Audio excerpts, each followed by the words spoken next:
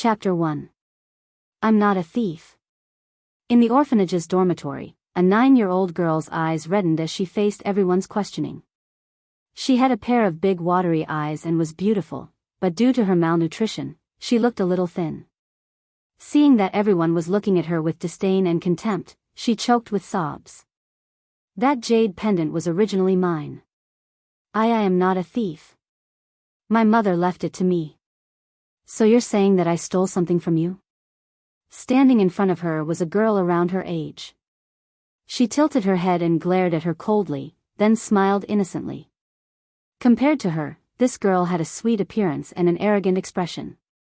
She was like a high and mighty little princess who was doted on by everyone.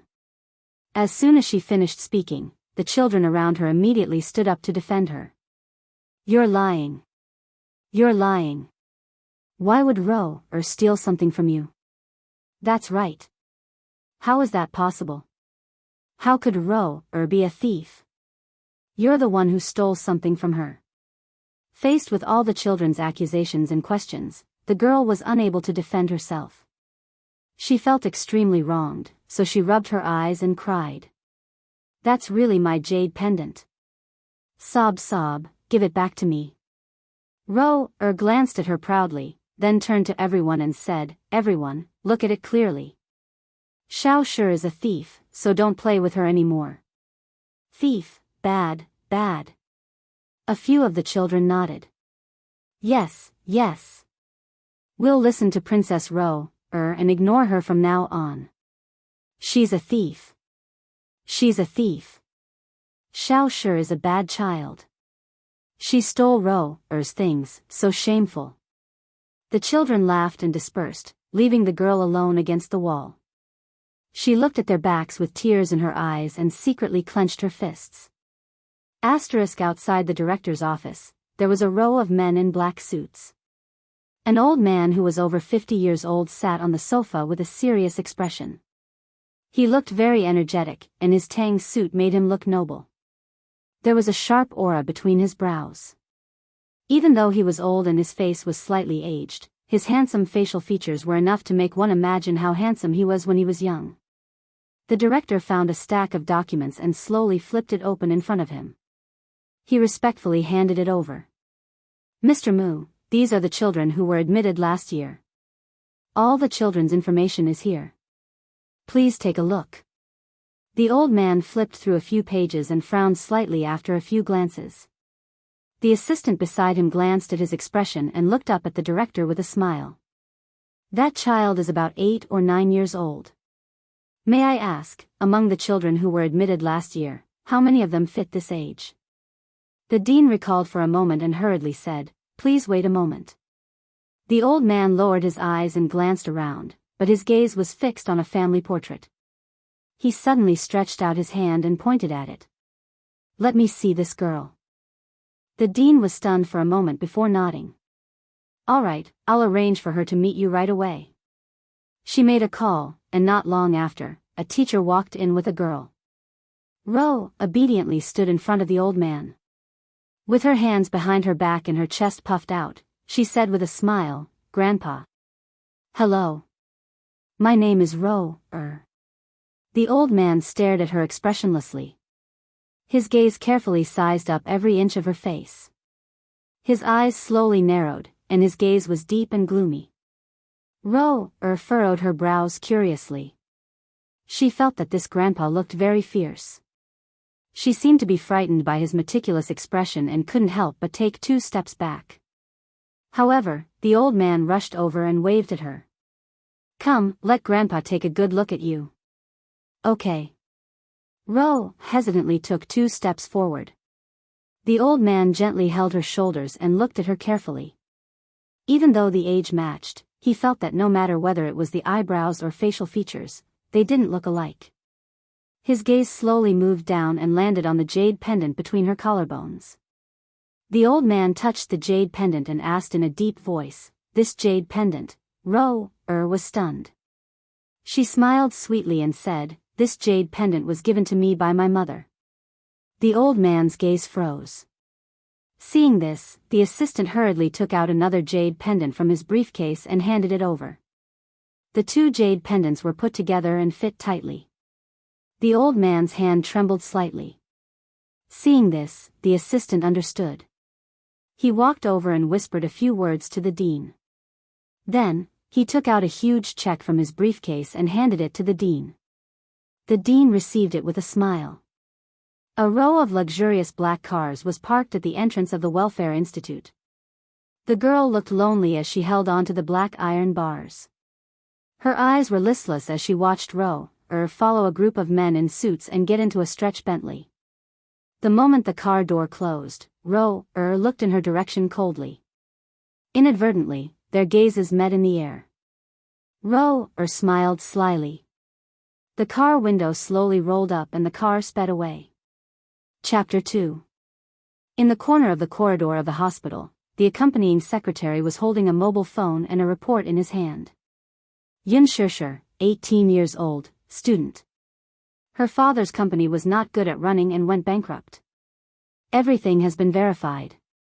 The examination shows that she is very healthy and will not cause any trouble for the child's custody. However, this girl's body did not meet the conditions for artificial insemination, so it could only be done in another way. Yun Shishir sat motionless on the bench and looked at the scenery outside the window. Her face was strangely calm, but the depths of her watery eyes were gray. Although she was very young and her delicate facial features were even younger than her actual age, there was a faint vicissitude on her young face that did not match her age. She was one in a million to be chosen. With her beautiful appearance, the employer's remuneration was also very generous. 5 million yuan was an astronomical figure for her. 3 days ago, she secretly signed the contract behind her father's back and was inexplicably brought here. Every day, she was locked in this room and was not allowed to talk to the outside world, let alone go out, like a patient who was quarantined. She knew that in order to prepare for pregnancy, she had to ensure that her body was healthy. This way, her body could better cooperate with the pregnancy. The 3 meals a day were very exquisite. Ham, bacon, bread, and beef were almost luxurious to the extreme. She knew that these were all meals that were beneficial for people who were preparing for pregnancy. Although they were all things that she did not like to eat, she could only endure the discomfort and swallow with difficulty. Yun Shishir did not dare to disobey any orders, because obedience was one of the conditions in the contract. Until today, she followed the employer's secretary to this private institution to be checked. This employer was very mysterious. She had not even seen his face. She only knew that a contract was signed with a remuneration of 5 million yuan. 5 million yuan should be enough to help her father through the crisis. Regarding this matter, she did not dare to mention it to her father. When she left, she only left a note and left without saying goodbye. With a long surrogate pregnancy, she was afraid that she would not be able to return home for a period of time. Therefore, she did not have to worry about how to face her father for the time being. According to the requirements of the contract, she had to be observed at all times until she was pregnant. With this as a condition, 1 million would be transferred to her father's account in advance before tomorrow. According to the secretary, if she gave birth to a boy, she would be paid an extra sum of money. Surrogacy, heh. Speaking of which, it was really funny.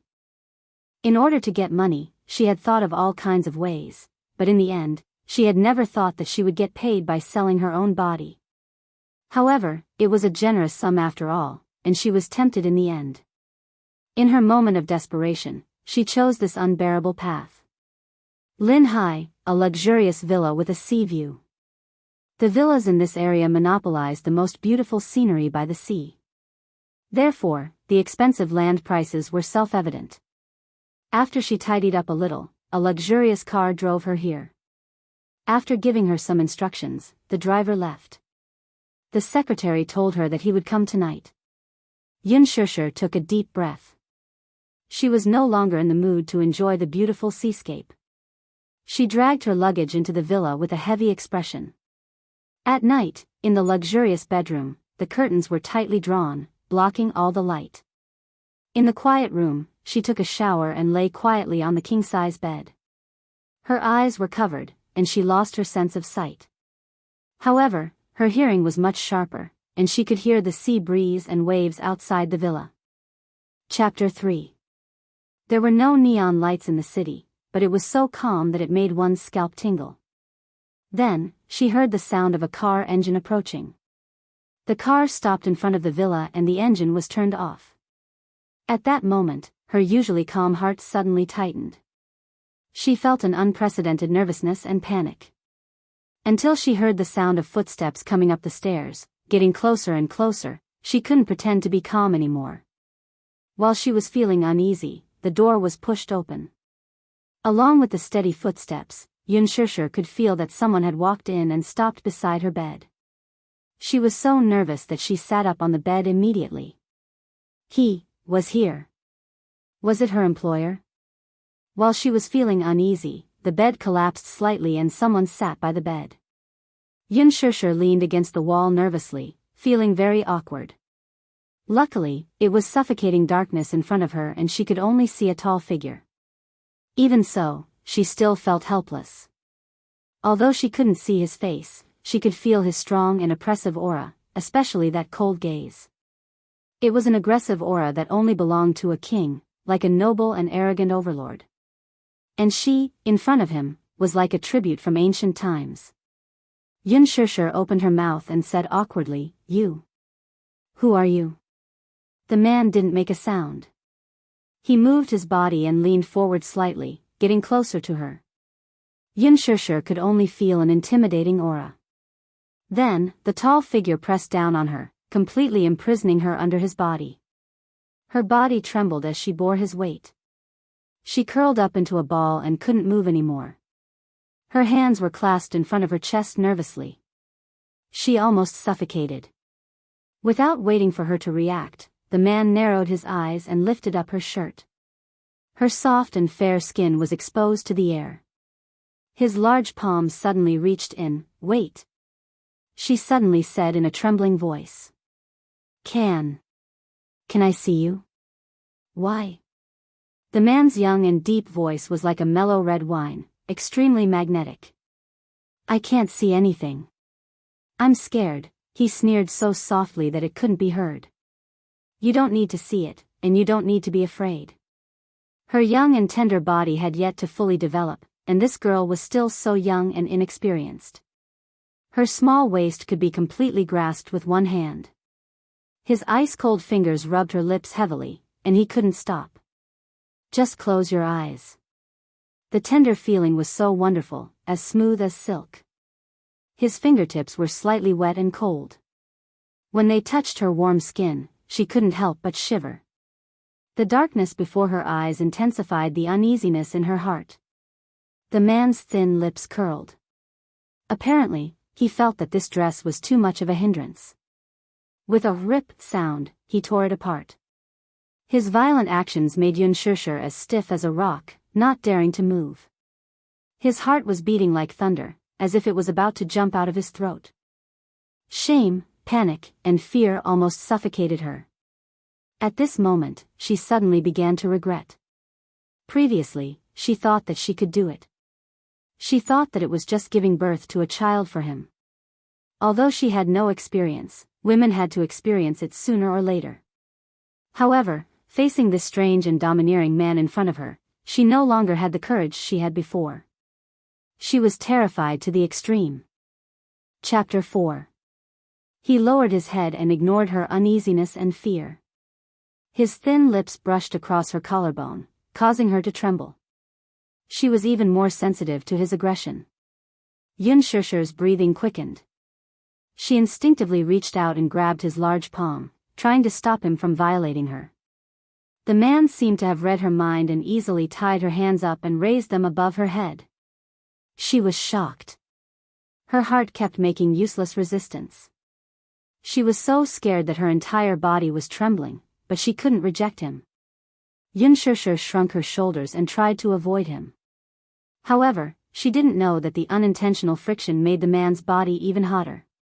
The man sucked in a breath of cold air with a hiss and almost lost control. This girl was really too alluring, and he almost couldn't control himself. Yunshushu's heart trembled from this overly intimate action. Her shoulders shivered and she instinctively pushed him away. Don't, the man acted as if he didn't hear her and ignored her small resistance. Yun Shishir gasped and subconsciously struggled. Her small hands kept pushing the man's chest, but her wrists were suddenly held tightly by him. Not allowing her to resist, the man removed his last bit of cover and realized what was going to happen next. Yun Shishir was a little out of breath and didn't want his touch. Her body sank and she wanted to hide in a world that he couldn't enter. His domineering attitude seemed to have frightened her. Don't. Muyaja was extremely unhappy with her resistance. He slowly looked up and pinched her chin.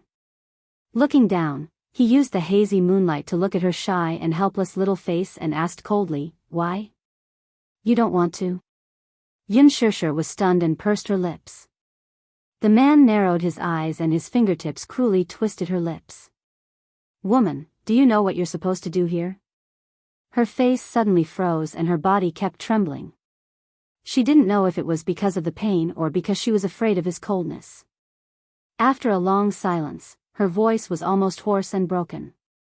I know, then, do you need me to teach you what to do?" He raised his sword-like eyebrows and said in a cold voice. Yun Shishir bit her lips hard. Her eyes turned sour and she felt a line of moisture flowing into her mouth. Her mouth was full of bitterness. She knew that this was just a routine. There was no emotional connection between them. This relationship was only built on the level of a contract. There was nothing else mixed in. However, this humiliation was something that she could not bear no matter what. Muyaja coldly curled his lips. He did not intend to give her any time to adapt. He grabbed her hands and raised them above her head. The corners of his mouth curled up almost cruelly. "Open your mouth." The expression on Yun Shishir's face became numb little by little. She then closed her eyes in despair, hugged his shoulders with difficulty, and buried her face in his neck. At that moment, she knew that she had stepped into the abyss of sin. The man was satisfied with her submission and suddenly sank into. The feeling of breaking through that barrier was so clear. Yun Shishir gritted her teeth and endured it. Her voice was as hoarse as a hiss. She gasped. Amidst the excruciating pain, her body tensed up and stiffened like a rock. She couldn't move anymore. An excruciating pain that she had never felt before seemed to be tearing her apart. At that moment, her vision turned black and she almost fainted from the pain. Chapter 5. He had no time to care about her pain and wanted her unscrupulously. To him, this was just a matter of love. No man liked to waste time on this, let alone with a woman who had no feelings for him. Protective feelings for the fairer sex? He was her employer and had given her a considerable amount of remuneration. She deserved to bear this pain.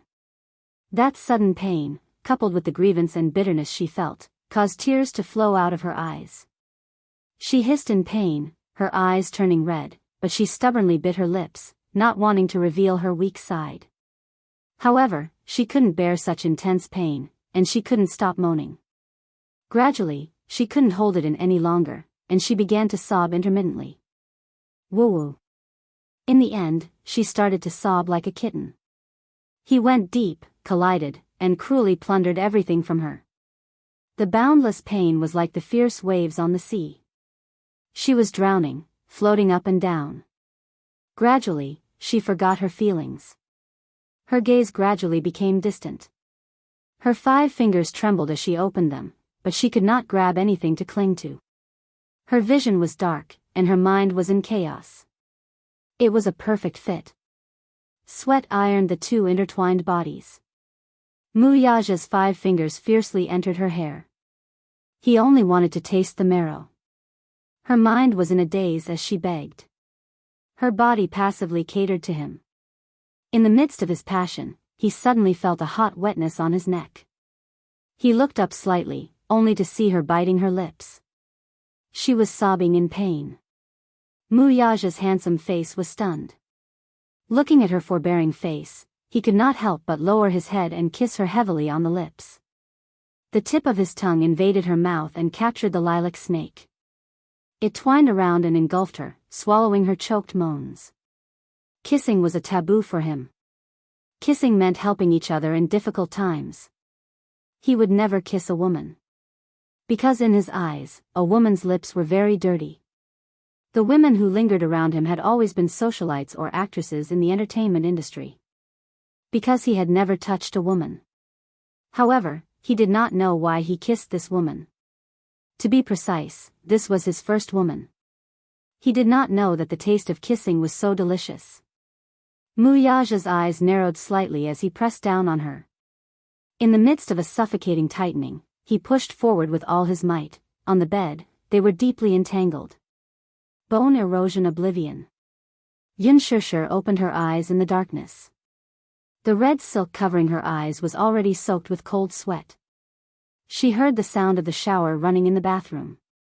She moved her body slightly, but felt a sharp pain coming from her fingertips. It turned out that her 5 fingers were tightly gripping the edge of the bed, and her nails had broken and pierced into her fingertips. She pretended to be relaxed and comforted herself. Everything was over, everything was over. Hopefully, this time, she would be able to conceive successfully. After she gave birth to his child and got the money, she could leave this place and return to her own life. At this moment, it was already early in the morning. Muyaja took a shower and changed his clothes. His tall figure stood in the room, giving off an oppressive feeling. His gaze was cold. Under the moonlight, the woman was curled up in the white bedding, panting non-stop with her body hunched over. His rough marks were left on her smooth and clean body. The blood stain on the bed was like a blood-red bud that bloomed. It was a ghastly sight. Yunshusher lay on the bed motionlessly with her back facing him. Her body was curled up as she trembled. She was as stiff as a rock. He looked at her. Her messy hair was draped over the pillow, drenched in sweat. Chapter 6. Bang! Hearing the cold sound of the door closing, she hugged her shoulders and looked at the terrible bruises on her wrists. Her eyes were sore and swollen, but she didn't dare to cry, even if it was a choked sob. Soon, the sound of an engine starting came from outside the window. The car sped away until she couldn't hear it anymore. Realizing that he had left, she couldn't hold it in anymore. She suddenly closed her eyes and let herself cry bitterly. In this unfamiliar seaside villa, she had completely given her inexperienced self to a strange man. She had also wondered why that person had chosen her. Later on, she thought that it was probably because of her identity as a commoner. She wouldn't pose any threat to the child's custody in the future. She didn't know if this was the right thing to do, nor did she know how long it would be difficult to hide this from her father. But now that her family was at a dead end, she had no other choice. But she didn't regret it, and there was no place for her to regret it. For a person who had difficulty making ends meet, dignity was too extravagant. This was her only way out now. Moreover, as the family's adopted daughter, her father had been very good to her these past few years and treated her like his own. Although her adoptive mother and sister didn't like her, she had never lacked food and clothing in life. She was already deeply grateful for this. Now that the financial crisis and her family was in danger, this kindness had to be repaid no matter what. She didn't want to think too much about other things for the time being. Muyaja wouldn't know that this night would leave an indelible scar in her life. He also didn't know how this woman would interact with him in the future. Dawn, the first rays of the morning sun. Yunshusher slowly sat up and slowly took off the red silk on her face. She wrapped the snow-white quilt tightly around her body and walked to the window to open the curtains. However, the sunlight couldn't shine into her heart. Outside the door, there were hurried footsteps. The door was pushed open. Yunshusher was shocked. She turned around and saw a dignified and gorgeous woman walk in and approach her with an angry face.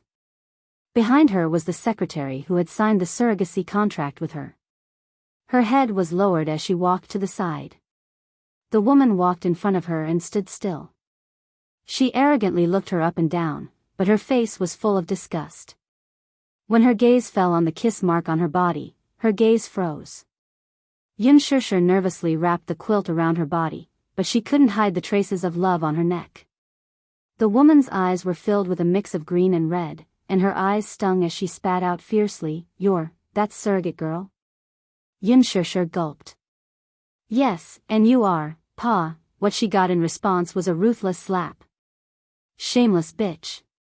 You. What right do you have? What right do you have?" The woman grabbed her hair in exasperation, her face pale.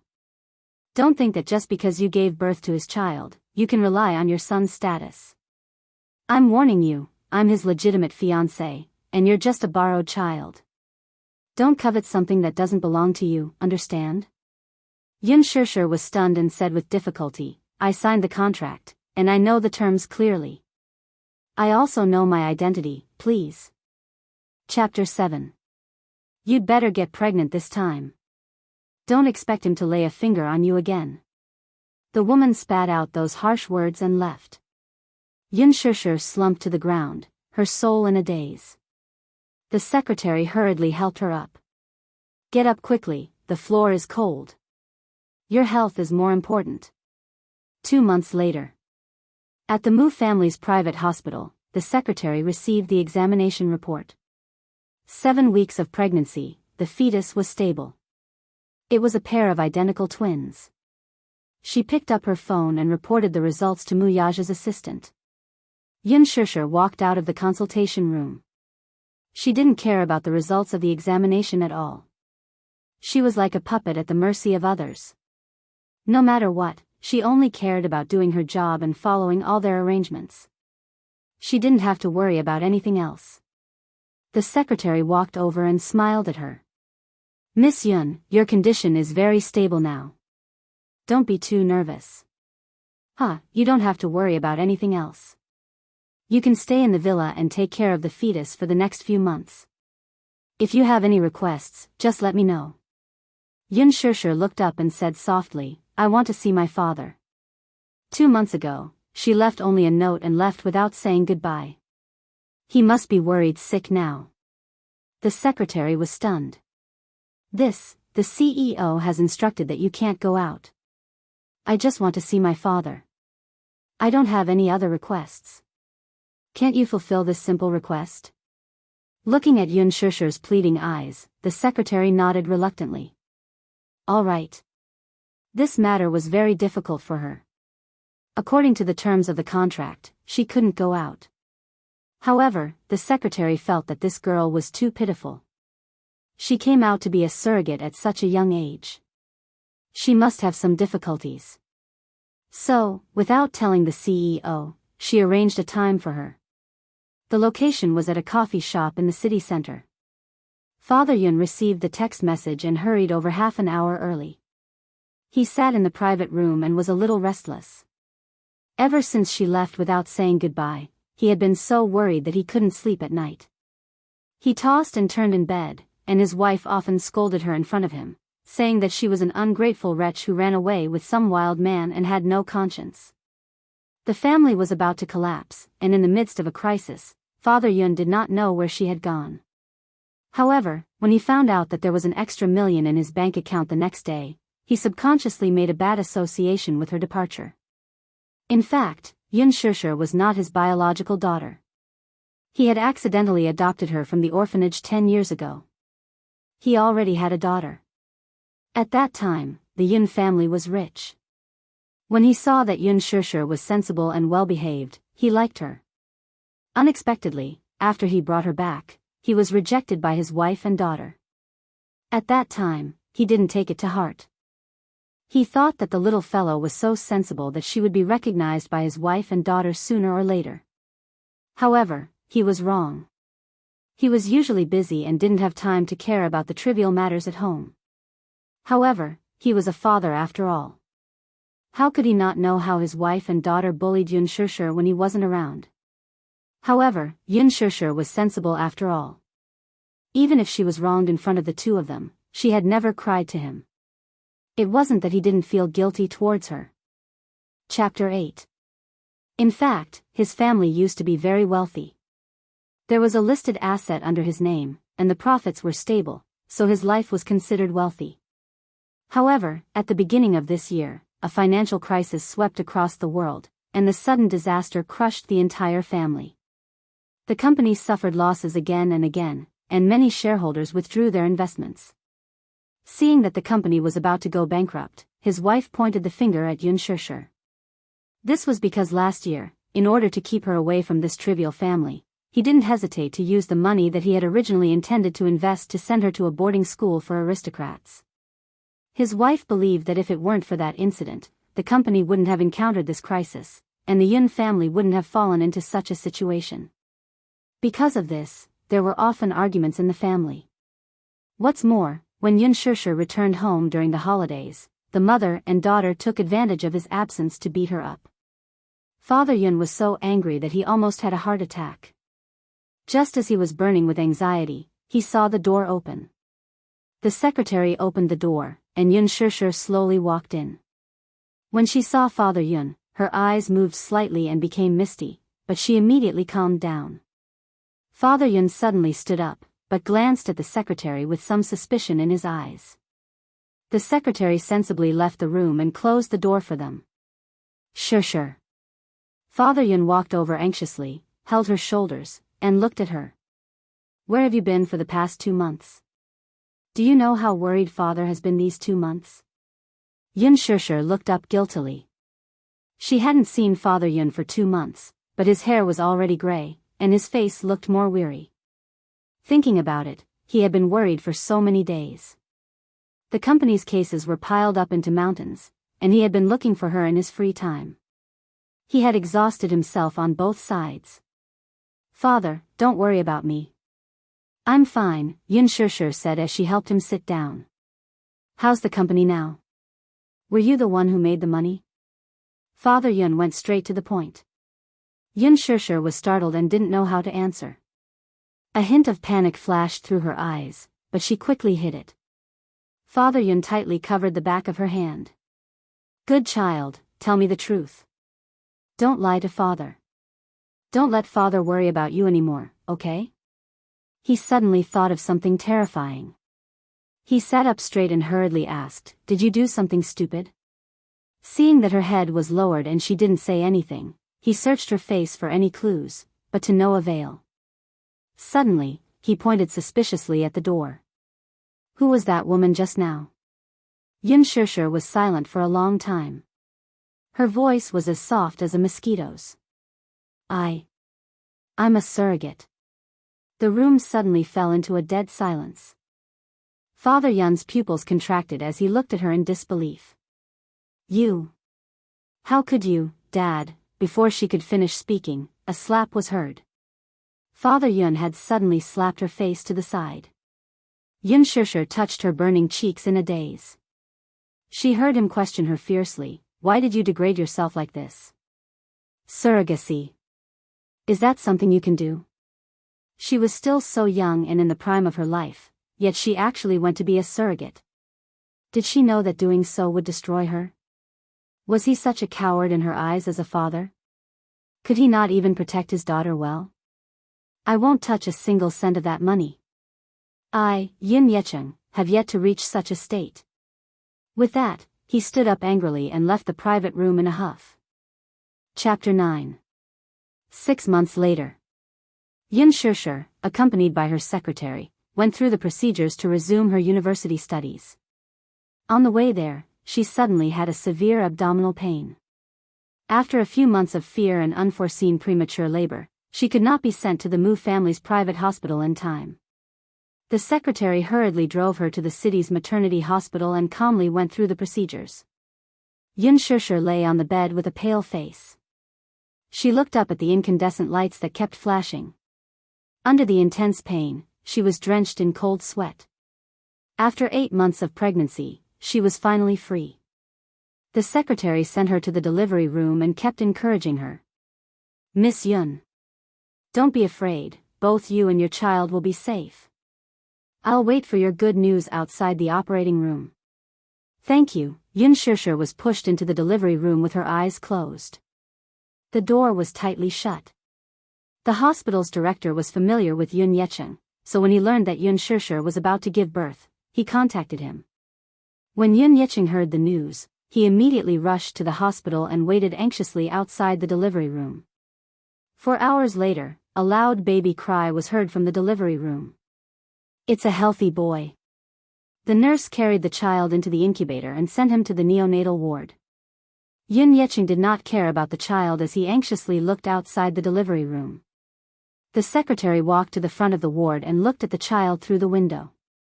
She turned around and asked, "Where's the other child?" The nurse replied regretfully, "I'm really sorry. Because he was born prematurely, the younger brother was too weak and stopped breathing when he came out." The secretary was shocked and asked with a stiff face, "Is there no hope?" The nurse said bluntly, "Yes." The secretary was a little disappointed and said helplessly, "All right, then. I'll have to trouble your hospital to deal with the child." With that, she picked up her phone and contacted a few of her subordinates and an ambulance, intending to transfer the child to the Mu family's private hospital. Before she left, she filled out a check and handed it to Yun Yecheng, saying politely, "Mr. Yun, your daughter has suffered for the past few months. This is the remaining payment, please accept it." He accepted it hesitantly, and the secretary hurriedly left with her men. In the delivery room, Yun Shishir was exhausted and fainted. The nurse walked over and was about to pick up and deal with the poor baby boy. However, just as she picked up the little guy, she looked down and was slightly shocked. Her expression changed drastically, and she ran to the doctor with the child in her arms in a panic. "Doctor." 6 years later. In the department store, Yun Shishir pushed her cart and looked around from time to time. Her footsteps were hurried. Just now, she had gone to the daily necessities shelf to grab something. When she turned around, she was gone. She had no idea where she had gone. When she passed by the toy department, she slowed down her pace and looked around. Suddenly, her gaze landed on a small figure. Yun Shishir shrugged slightly and sighed helplessly. Her lips curled into a smile as she pushed the cart towards him and squatted down behind him. He saw the little guy standing in front of the shelf, looking intently at the beautifully packaged remote control car on the counter. Little Munchkin looked very young, about 5 or 6 years old. He was wearing a clean school uniform, but he looked a little thin. With thick, silky black hair, fair jade-like skin, and a youthful face with exquisite facial features and rosy cheeks, he was quite adorable. He had a pair of big, watery eyes that sparkled and were clear and beautiful. The corners of his eyes were long and curved, and his thick eyelashes were long and curly. They were slightly upturned, like 2 black phoenix feathers. His jet-black eyes were as pure and clear as black jade, without a trace of impurities. Chapter 10. The charming and adorable little fellow was just like a beautiful little elf. However, this little elf's gaze was a little serious, and he had the maturity of a little adult. 150 yuan, it's too expensive. His tender voice was filled with the vicissitudes of life that didn't match his age. He frowned like an old man and counted with his little fingers. Then, he sighed sadly and shrugged his shoulders, as though he was in a gloomy world. Yun Shishir couldn't help but laugh at his gloomy appearance, but she felt a little bitter inside. She pursed her lips and patted his shoulder. Little Munchkin was shocked and turned around. Seeing that it was her, his cheeks turned red. Mommy has been looking for you for a long time. Didn't I tell you to be good and follow Mommy around and not run off on your own?" Yun Shishir pretended to be fierce, and little Munchkin felt even more guilty. He carefully hugged her neck and looked down. Blinking his big eyes, he said softly, "Mommy, don't be angry. Yu won't run off on his own in the future. Yu, be good." She squatted down and hugged him. "What are you looking at?" Yu instinctively pointed at the remote-controlled racing car. Then, he suddenly thought of something and retracted his little finger. Looking up, he pretended to be nonchalant and said, "Mommy, Yu is just looking at it. I don't want it at all." Even though he said that, the little fellow's eyes were still fixed on the exquisitely packaged remote-controlled racing car. His eyes had completely betrayed him. Yun Shishir couldn't help but feel cold. The little fellow was so young, but he didn't mean what he said. He obviously wanted it, but he was just trying to save money for her. That was why he was putting on a brave front. This child was a natural, considerate boy. She smiled and patted his little head. Standing up, she walked to the counter and pointed at the remote-controlled racing car. Yu Yu stared at the toy car, then glanced at Yun Shishir. As though he had guessed something, his eyes lit up and his face glowed with excitement. He ran to the counter and looked up at the exquisite packaging in the counter staff's hands, unable to take his eyes off it. The counter staff brought the racing car to the counter and swiped the label. Little Munchkin held onto the counter and ran over, standing on his tiptoes with a satisfied look on his face. Yun Shishir followed behind him. Seeing his bright smile, she couldn't help but be moved. If she couldn't even fulfill her child's small wish, she really wasn't a good mother. All these years, she owed this child too much. Chapter 11. After a round of emergency treatment, he was finally saved. However, this child's body was too weak. He had been sick since he was young, and he did not have a father. Hence, she doted on him to the bone. She wanted to give him more care and to let him understand that without a father, he would only receive more love and not less. Hence, she named him Yun Tianyu. While thanking the heavens for protecting him, she also hoped that he could grow up healthily.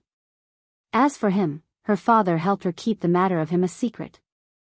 At that time, the hospital's director was on good terms with him and had secretly tampered with the records for her. Hence, that man did not know about it, and Yu Yu could stay by her side and not be taken away by that man. If that man knew of Yu Yu's existence, she did not dare to imagine how hopeless it would be to lose Yu Yu. After that, she went back to university to continue her studies. Her father's company couldn't hold on in the end, so he filed bankruptcy procedures with the court. The man kept his promise. After giving birth to a child for him, he paid her a considerable sum of money. It was even more than what was stated in the contract. He was indeed rich and overbearing. This also reduced her burden by quite a bit. With this hefty sum, she more or less paid off her father's debts. After the company collapsed, Yun Yeching started from scratch. However, he was old and had experienced a low point in his life. With too many concerns around him, he was no longer as high-spirited as before. He no longer dared to work hard and suffered setbacks repeatedly. Her adoptive mother, Li Qin, had lost her wealth and status. She hated marrying a useless old man like Yun Yeching even more. She was originally a housewife and was forced to do odd jobs to make ends meet. However, she had always been a rich wife. As a result, she developed a crafty character and could not stay at her job for long. When she was disliked outside, she would vent her anger on the mother and son when she returned home. Her sister, Yun Na, had average grades. She did not get into university in the college entrance examination, so she simply enrolled in a vocational school. However, her character had always caused trouble, and there were often some hooligans who came looking for trouble. After graduation, she did not do proper work. She had high standards but little ability. Unable to find a job, she rested at home and spent her days entangled with those hooligans. Now, the whole family was relying on their father's meager income, and they were often restless. They often went to nightclubs and caused a lot of trouble. When Yu Yu was just born, she was breastfeeding. It was the toughest time for her. She couldn't even finish her confinement properly because she skipped a grade and was admitted to a prestigious school.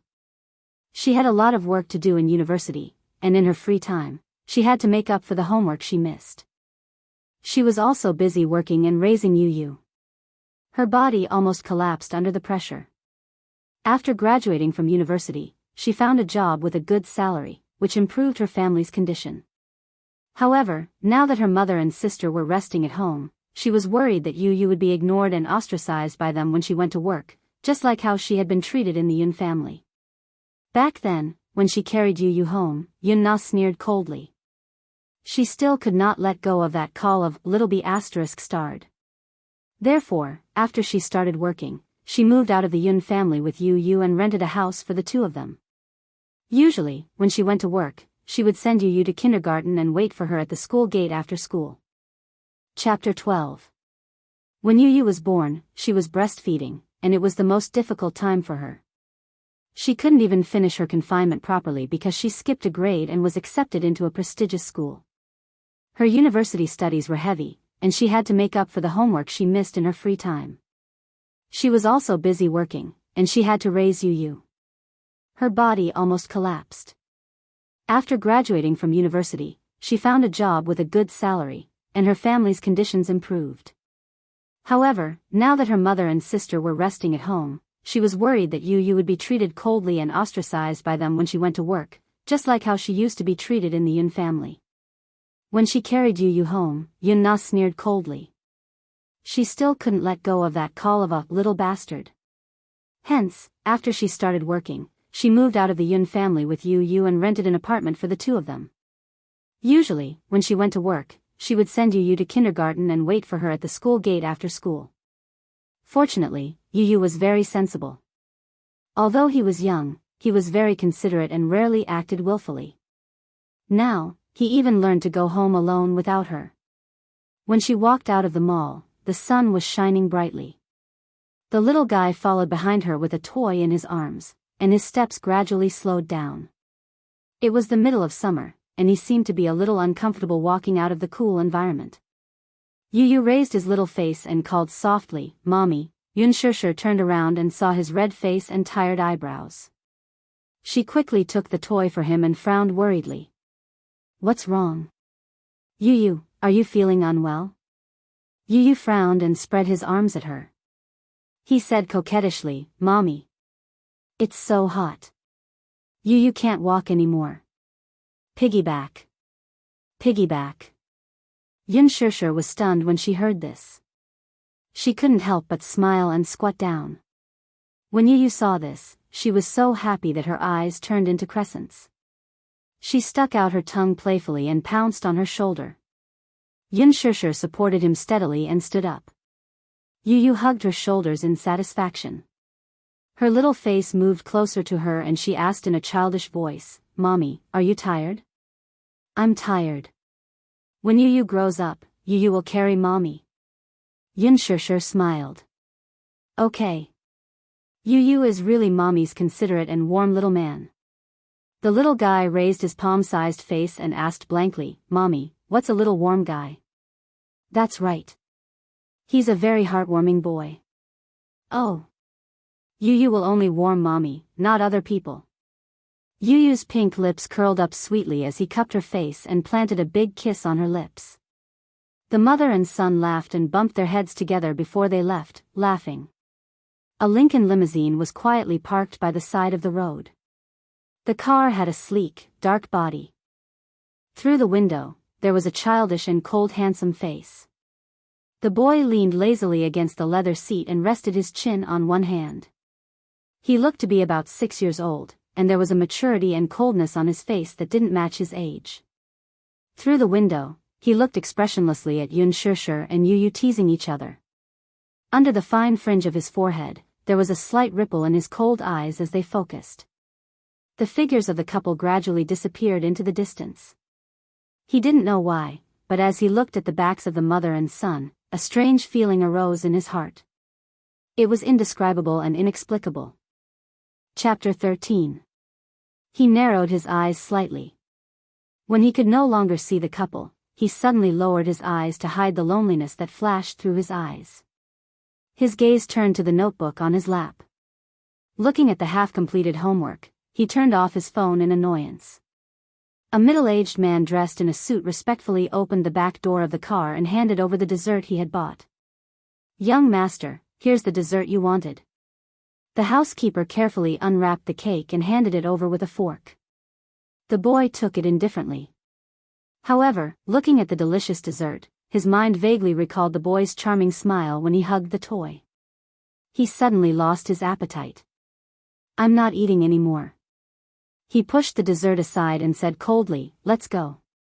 Uncle Xiao looked at him in a daze, then threw the cake into the glove box by the street and got into the car. The car sped away. At night. Mu Group, CEO's office. What entered his eyes was the elegant and luxurious decor. It was stylish and elegant, and it was luxurious to the extreme. The man stood facing the window. His muscular figure was tall and slender. He was 189 meters tall and had an imposing aura. He looked at the bustling night view of the city expressionlessly. His brows were slightly furrowed and his eyes were deep. Mu Wanru slowly opened the door of the CEO's office and saw the figure standing quietly in front of the floor-to-ceiling window. She could not help but smile gently. This man held the highest power in the Mu Group. He was the young master of the Mu Group and the CEO of the Mu Empire. He was also the young master of the Mu family, Mu Yaja. At the same time, he was also her fiancé. Although they had not held their wedding ceremony yet, she was already the young madam of the Mu family. In the future, their wedding would definitely be grand and luxurious. However, such a man was undoubtedly an influential figure among the aristocrats. Many young ladies from prestigious families flocked to him like a flock of ducks. The moment she thought of the scandalous scandal between Mu Yaja and a certain diva in today's newspaper, Mu Wanru's heart went crazy with jealousy. In the eyes of outsiders, she was the future young madam of the Mu Group. Who knew that she and Mu Yaja were husband and wife in name but not in reality? This man was extremely cold to her. This made her extremely embarrassed. Mu Wanru gently placed her handbag on the sofa and quietly walked to his back. Her arms gently wrapped around his strong body and her face slowly pressed against his broad and powerful back. Mu Yaja's eyes regained their focus. He calmly turned his face to the side. Under the cold light, his facial features were so exquisite that they looked like the work of the gods. Handsome eyebrows, arrogant jaw, sharp edges and corners, especially those deep and enchanting red phoenix eyes, obsidian-like pupils, breathtaking. This was a handsome and mature man. His handsomeness was not just on the surface. Although his cold face looked very young, his bones exuded the aura of an emperor, arrogant and sharp, completely natural. His every movement was imposing, and he was like an ancient overlord who could dominate everything with a wave of his hand. With this kind of boldness, one could tell at a glance that he was a cold-blooded man who had been through a lot. Grandpa asked me to ask you, are you going back to the Mu family tomorrow night? The man's sword-like eyebrows lightly raised, and his lips overflowed with an indifferent voice. No. Chapter 14. Seeing his cold expression, the woman glanced at the pile of documents on his desk and asked softly, am I disturbing you? Even though she was already his wife, the young mistress of the Mu family, she still maintained a cautious attitude towards this unfathomable man at all times. Although she had grown up with him, she still felt that she had never truly entered his heart. Being engaged to him made her think that she was the happiest woman in the world. She loved this man to the bottom of her heart. The irony was that she had never seen through this man. Even though he was her husband, most of the time, he was as cold to her as he was when they first met. Or perhaps, this man had always been like this. He was domineering, he was arrogant, he was cold and decisive, but she had never seen him show any tenderness to anyone. Except for Ichen. Only in front of Ichen would he restrain his usual sharp and cold aura. Mu Yaja's thin lips curled up slightly, and his cold voice had a hint of gentleness. No. Mu Wanru smiled faintly. She was overjoyed by his small indulgence, and her eyes revealed deep love. She slowly walked to his front and stretched out her arms enchantingly. She intimately hooked her arms around his shoulders, and her sexy body intimately pressed against his chest. She lowered her eyes and slowly inched closer to his handsome face, kissing his sexy thin lips. Mu Yaja's phoenix eyes were cold. He turned his face away, and her kiss landed on his chin. Mu Wanru's face stiffened. She frowned and looked up, only to see the man's cold gaze. The corner of her mouth could not help but curl up bitterly. She secretly mocked herself in her heart. Yes, how could she forget? Even though they were husband and wife, his lips had always been a forbidden area. No one could touch them. When he was with her, it was like playing a game. It was just a routine, and there was no exception for any other woman. Mu Wanru was very angry. She held Qin Yi's face with both hands aggrievedly, and her eyes became misty. Do you love me? Answer me seriously. Do you really love me? Or are you just following your grandfather's wishes and treating our marriage as an order? Even though she had endured it repeatedly, when she saw the scandal between him and another woman in the magazine today, she was still upset and angry. She could not bear to let other women taint the man who had always been like a god in her heart. Muyaja's deep face did not have any fluctuation of emotions, and it was as cold as ice. For some reason, the face in front of him was clearly Mu Wanru, but his thoughts were all on the 100 billion development project. Mu Wanru was unwilling to give up and kissed him again. However, he turned his face away without a trace and avoided her, keeping her at a distance of 1,000 miles. Wanru, stop fooling around. Mu Wanru's smile was bitter and her heart was a little desolate. She had known that he would avoid her, and that was why he had never kissed her, or any other woman. Beijing's young Master Mu. Although there were many women flocking to him, in the end, none of them were special. Even for her, she was his legitimate fiancée, and also his closest woman. However, there was no exception. Does he really love me? Or does he only treat me as a lonely solace? Or is it not even a solace? He is not even willing to play along? Chapter 15. She had suspected more than once that if it wasn't for the engagement set by her grandfather, if it wasn't for this marriage based on her grandfather's expectations, this man probably wouldn't even look at her, right? If he loved her, why would he not let her kiss him? He had not even said, "I love you," to her even once. But she loved him. She tolerated, gave in, and tolerated him in an extremely humble manner. He had a noble status and was proud and arrogant. He was the crown prince of the Mu group. Even though she was deeply loved by Grandpa Mu, she was still out of his league. Therefore, she comforted herself more than once that she was the fiancée of the Mu family. She was the future young mistress of the Mu family.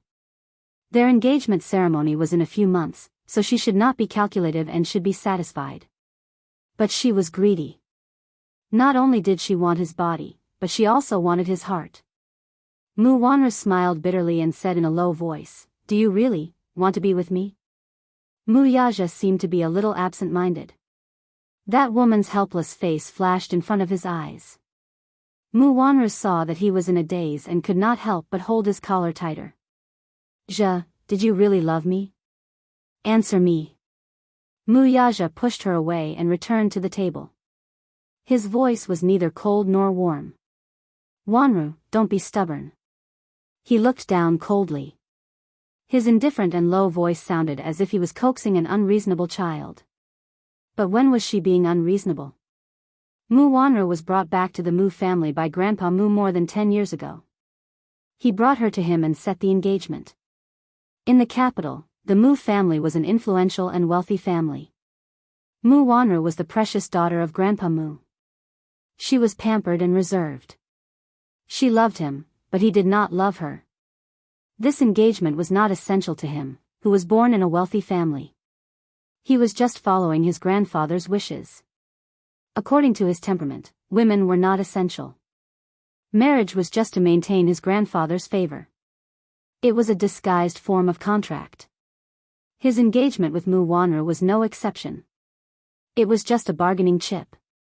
Now, the side branches of the Mu family were ready to make a move. Many people were coveting his position. He was just using this engagement as a springboard to expand the territory of the Mu Empire. Love? This word was too extravagant for him. What was love? Was it those upper-class ladies who sought fame and fortune and fawned over him? Was it the willful and arrogant Mu Wanru? Was it a young model who wanted to become famous? In this era of material desires, where money and desire intertwined, who would still talk about feelings? He had never loved anyone except for his mother. Family and love, they were all out of reach. He was cold and he closed his world. In the business world, he could do whatever he wanted with a wave of his hand. His style was cold and hard. In private, you could talk about benefits with him, but you could forget about entering his heart. Love? Ridiculous. The phone on the table suddenly rang. Mu Wanru picked it up for him. A voice message came from the secretary's desk. "President, young master is here." There were footsteps outside the door. Then, the office door was pushed open and a small head popped in. "Daddy." The little boy saw that Muyaja was not busy, so he walked in. When he realized that Mu Wanru was also there, his face suddenly became unnatural. He called faintly, "Mommy." Chapter 16. The little boy was also very sensitive. Other than Muyaja, he seemed to be quite distant from everyone else. Usually, he was just like his father. He always had a cold little face and was serious like a little adult. He didn't look like a child his age at all and was extremely mature. When he was 3 or 4 years old, Muyaja spent more time with him. He was just like a little devil who loved to play pranks and often teased the maids in the Mu residence. He was the epitome of a hedonistic little ancestor. However, in the past 2 years, Muyaja had been very busy with the matters of the Mu group. Without his father by his side, the little boy gradually became quiet and didn't like to talk much. Sometimes, when Mu Wanru looked at this little face, she couldn't help but think of the young Muyaja. He was also this cold and indifferent, and no one could get close to him. However, it was only in front of Muyaja. After all, he was still a child. He would more or less reveal a child's unique nature. It was rare for him to act coquettishly and occasionally do a few bad things in an attempt to attract more attention. Muyaja also doted on him and indulged him. Therefore, in front of him, Xiao Yichen had always been lawless. Mu Wanru returned to her senses and smiled as she waved at him. "Yichen, come here." Xiao Yichen looked at her. After taking a few steps, he suddenly stopped and looked at his father with obvious reluctance. Muyaja turned around. When he saw the little boy, the cold expression on his face eased a little. He sat down on the sofa and gently patted his slender legs with his large palms. When Xiao Yichen saw this, his eyes turned into crescents as he ran over to his side. Muyaja's lips curled up as he carried the boy and placed him on his lap. Xiao Yichen had the same facial features as him, but his eyes were handsome and gentle, unlike his coldness. Just like that timid girl 6 years ago. The man frowned slightly. Many nights, that beautiful and refined face would appear in his mind. Beneath him, that face that was sometimes shy, sometimes hesitant, and sometimes sullen. That girl was a stunner. He didn't even have time to savor her before she disappeared from his world. 6 years ago, Xiao Yichen was born very weak due to premature labor. When he found out that the other child was not saved, he felt somewhat regretful. He had always thought that his heart was as stiff as ice. It was only because Grandpa Mu loved children that he fulfilled his long-cherished wish and got a young girl as a surrogate mother. However, he didn't expect only to save one child. He had always felt regretful and guilty. Hence, he doted on little Yichen very much. Under his doting, little Yichen grew up healthily, though he was not close to Mu Wanru. The child was innocent by nature, but he was full of intelligence. Mu Wanru also doted on Xiao Yichen when they were at the Mu residence. She even treated him as her own. However, when she was alone with Mu Yichen, she couldn't hide the jealousy and viciousness in her eyes when she looked at the child. She hated herself for not being able to give birth. After all, this child wasn't her biological child. How much could she care about him? Xiao Yichen had been distant from her since they were young. "Daddy, I want to play remote control car racing." "Remote control car racing?" Muyaja frowned. "You were tired of it in the past. Why do you want to play now?" "I just want to play." Xiao Yichen pouted. Chapter 17.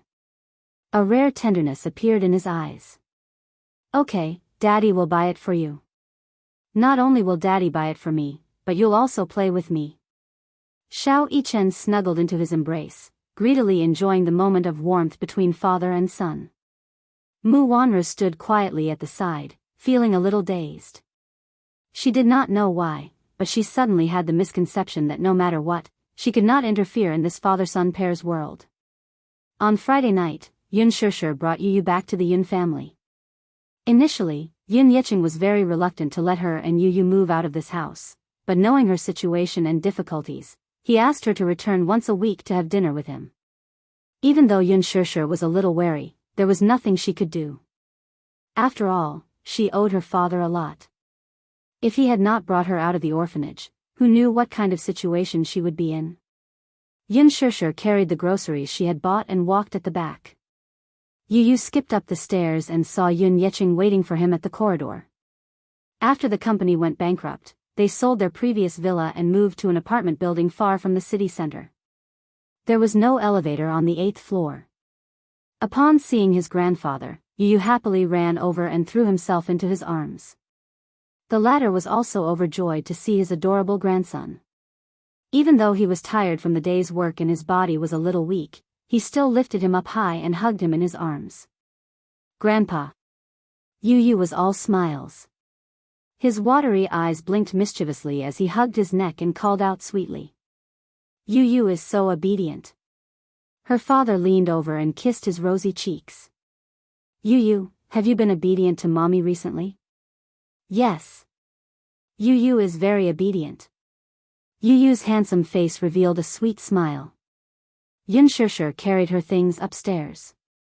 After entering the door, she went into the kitchen and began to prepare dinner. Li Qin was still sleeping while Yun Na had gone out with her friends and would only be back before dinner. Yun Yeching sat on the sofa with Yu Yu in his arms. Yu Yu gestured excitedly at him. "Grandpa, let me tell you, Mommy bought me a remote-controlled racing car when I went to the mall with her today. I wanted to bring it to Grandpa to play with."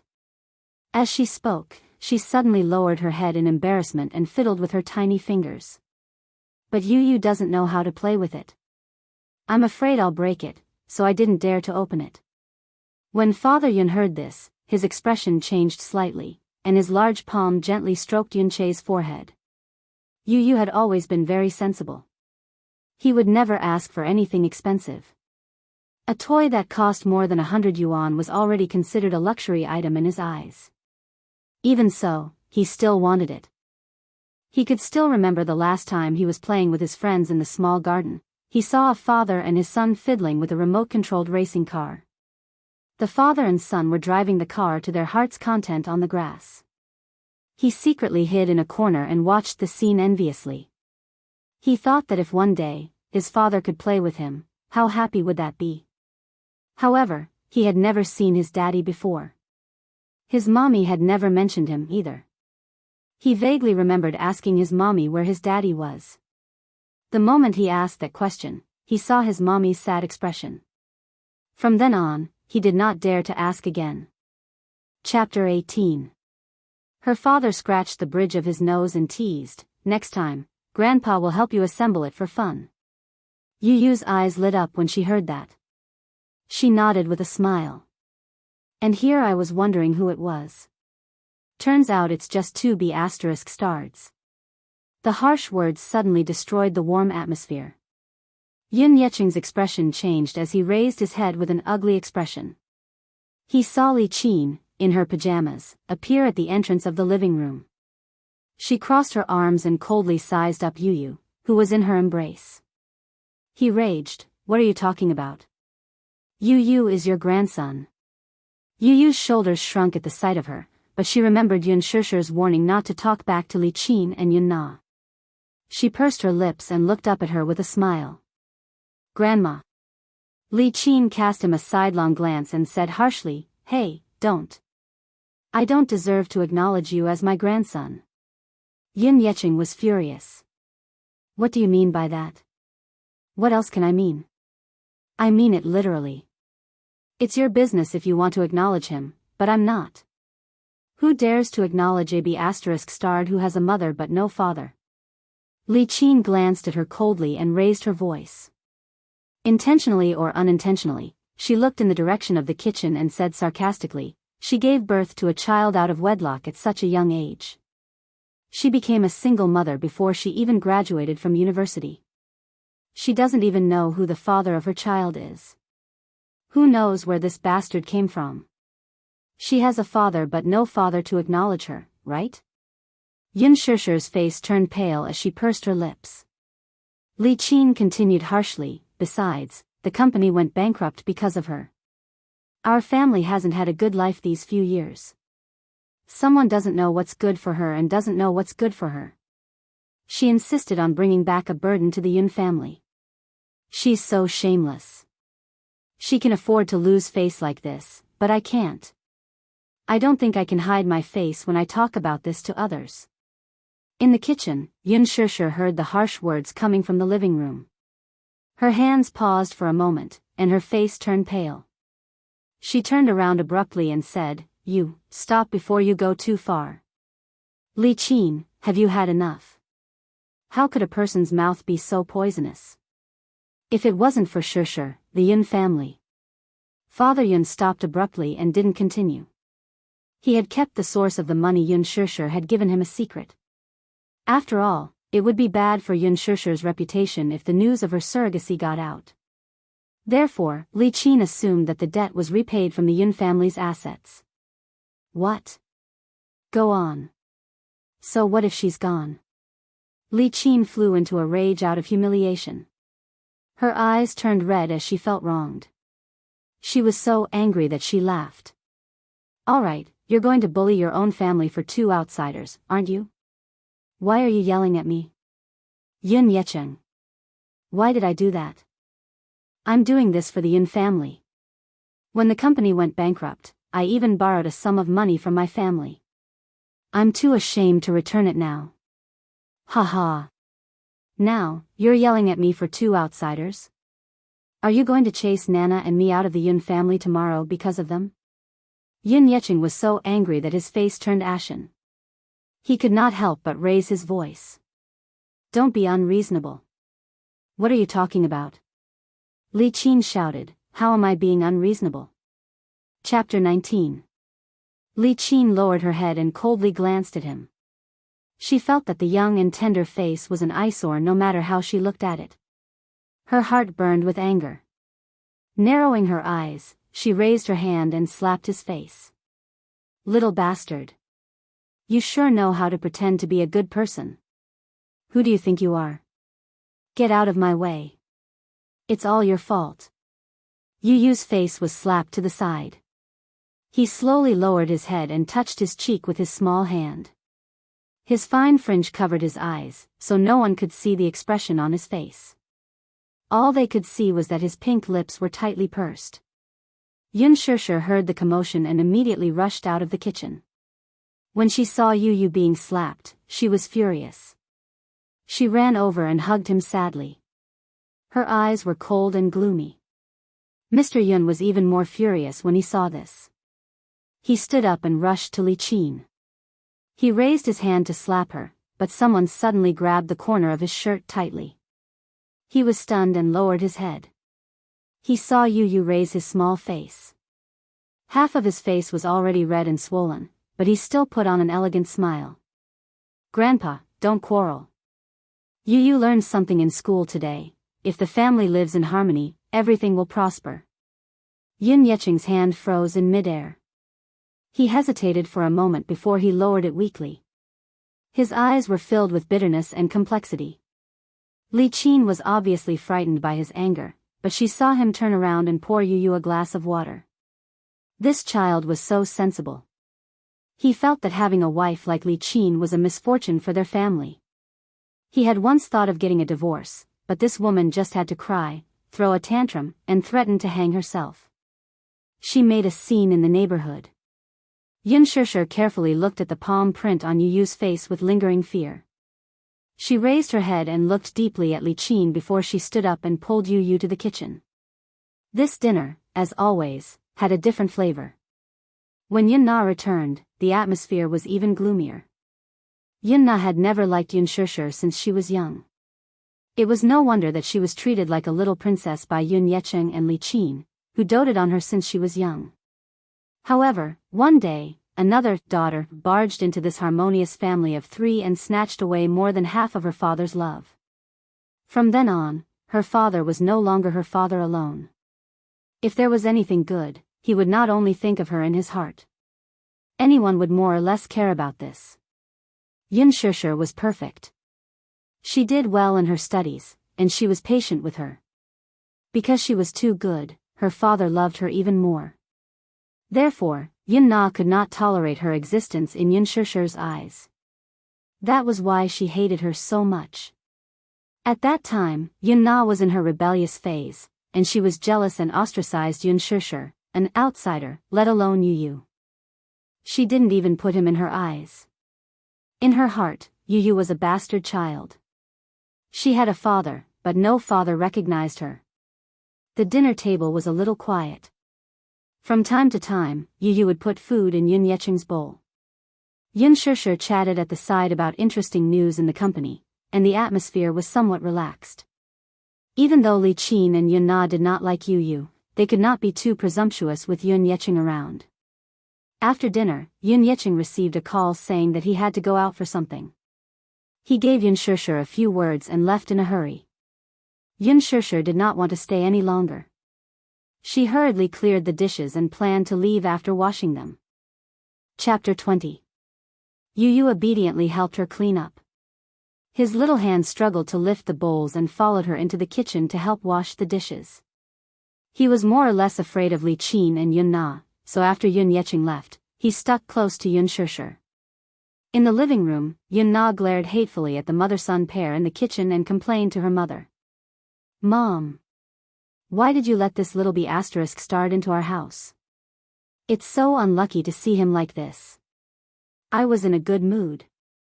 Li Qin sat on the sofa with a sullen expression. "Humph. Who knows? You'll have to ask your father." AB***TCH and AB****. Why did our family meet with these two scourges? Nana, don't let your father hear this. Otherwise, he'll help outsiders teach us a lesson again.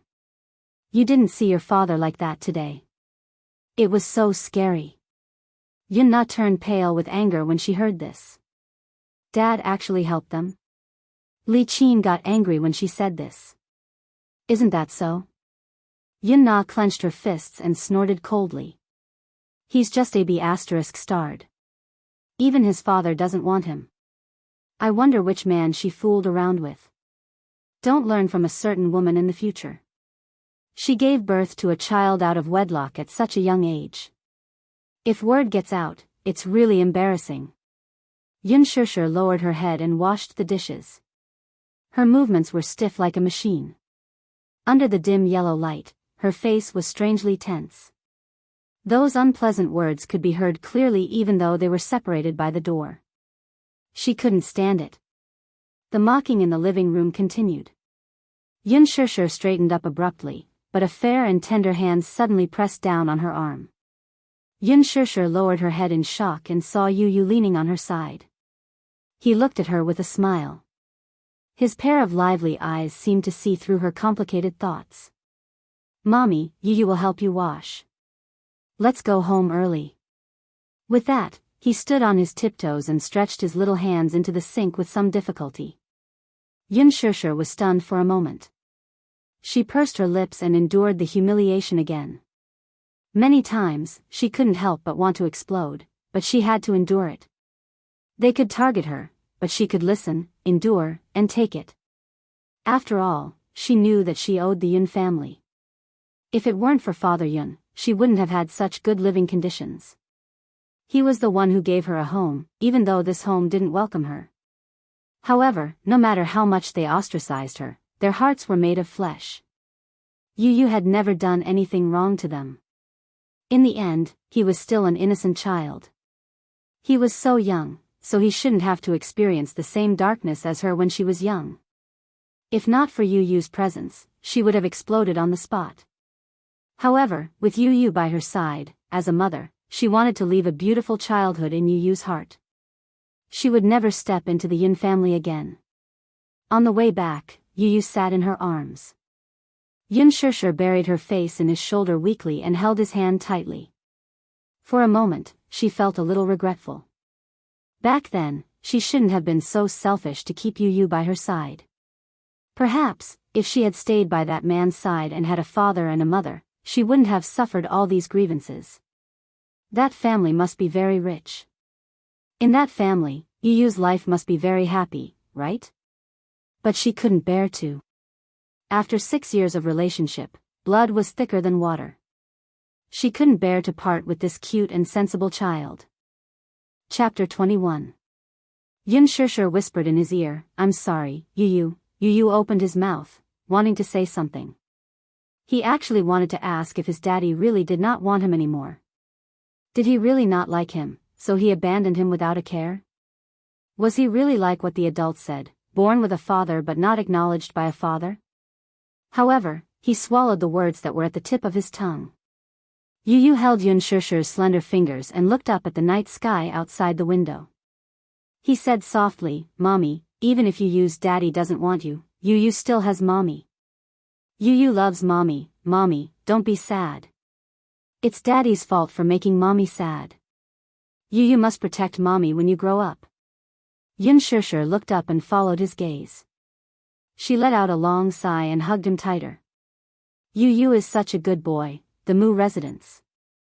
In the living room, Mu Yichen was sitting on the sofa when he suddenly felt a strange throbbing pain in his heart. It was unbearable. He furrowed his brows slightly and placed his small hand on his chest. His palm touched it, and it was beating very quickly. His heart was in so much pain that he almost suffocated. The helper, who was tidying up his toys, hurriedly squatted in front of him when she saw him clutching his chest in pain. "Young master, what's wrong?"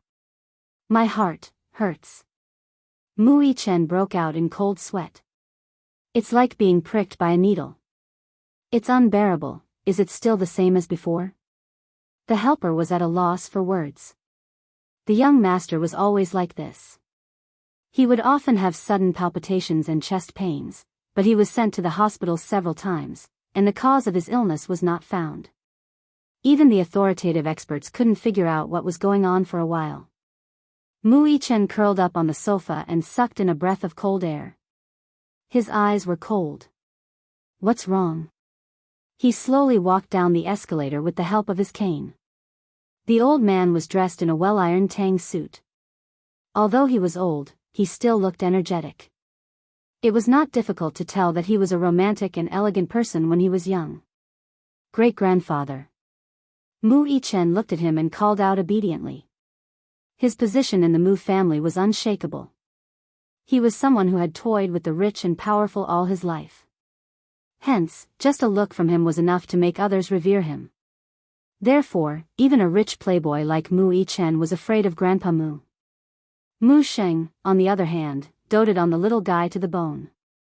Mu Yaja was his most beloved grandson, and Mu Yichen had Mu Yaja's blood flowing in his veins. Therefore, he naturally doted on him. Seeing that his most beloved great-grandson had relapsed, the old man's face changed.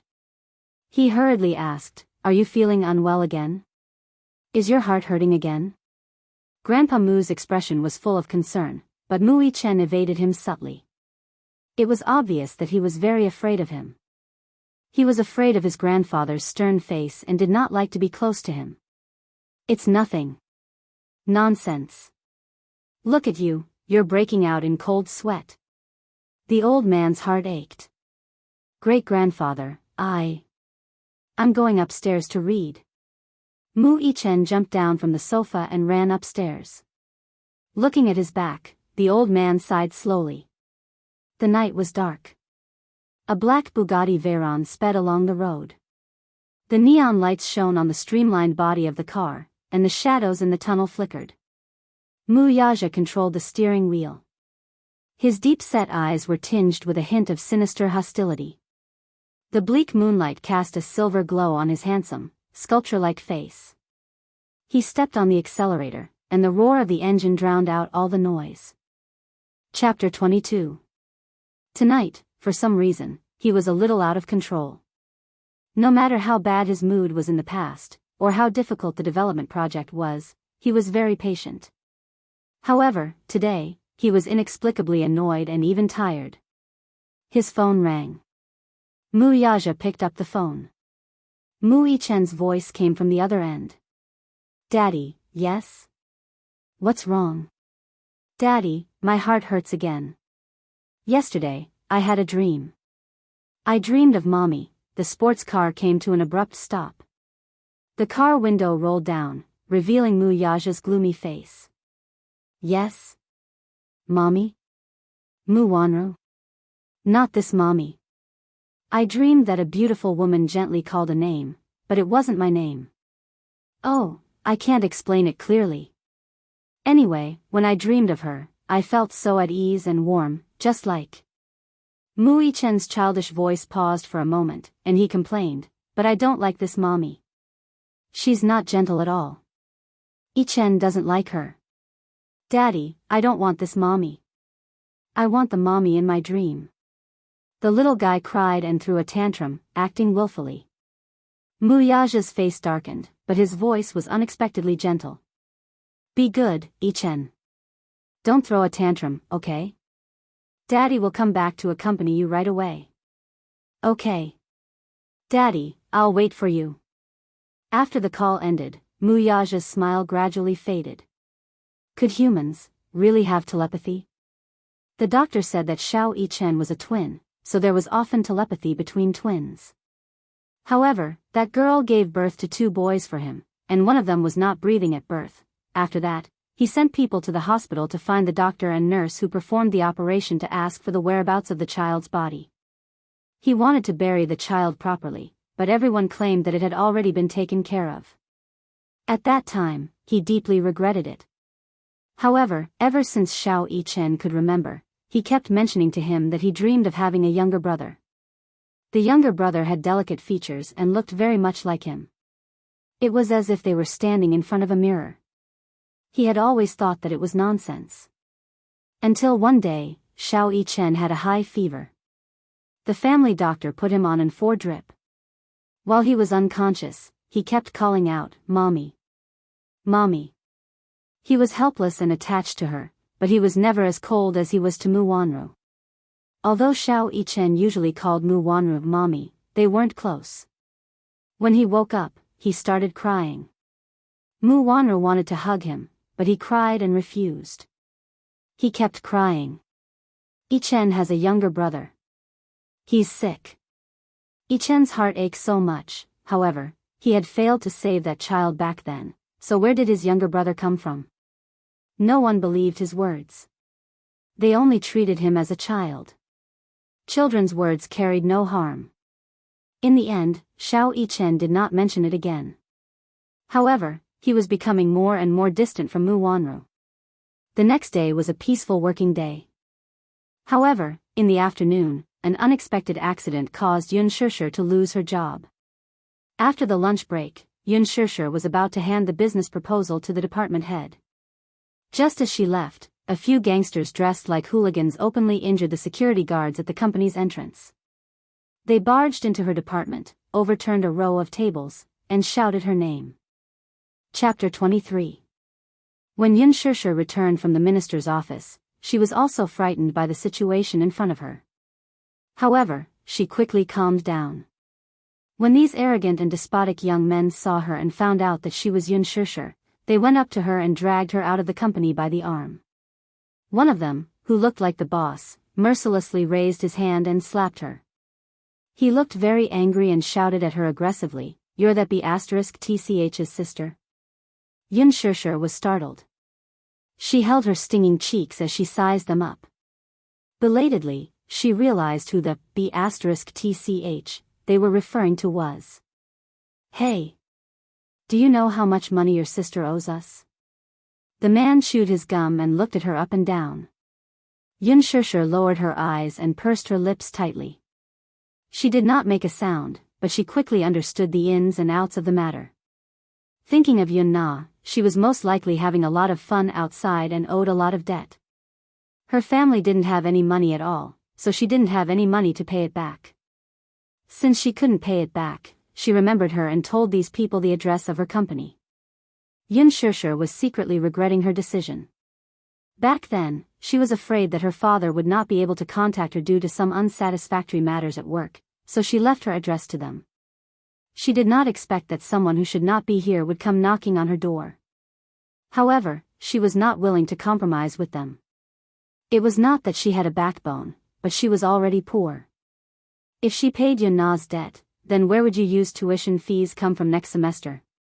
Seeing that she did not speak, the boss became even angrier. He grabbed her collar and slapped her face a few times. Are you mute? Can you speak? Say something. Damn it. Are you not going to pay up? A few hooligans pushed her around, and a few pairs of eyes that were filled with evil intentions glanced at her chest. It's fine if you don't pay up. You just have to come with us obediently. If you don't have money to pay up, there are always other ways. Speaking of which, you're quite good looking. Are you interested in having some fun with us? A few of them smiled maliciously. Yun Shishir's face was green and red.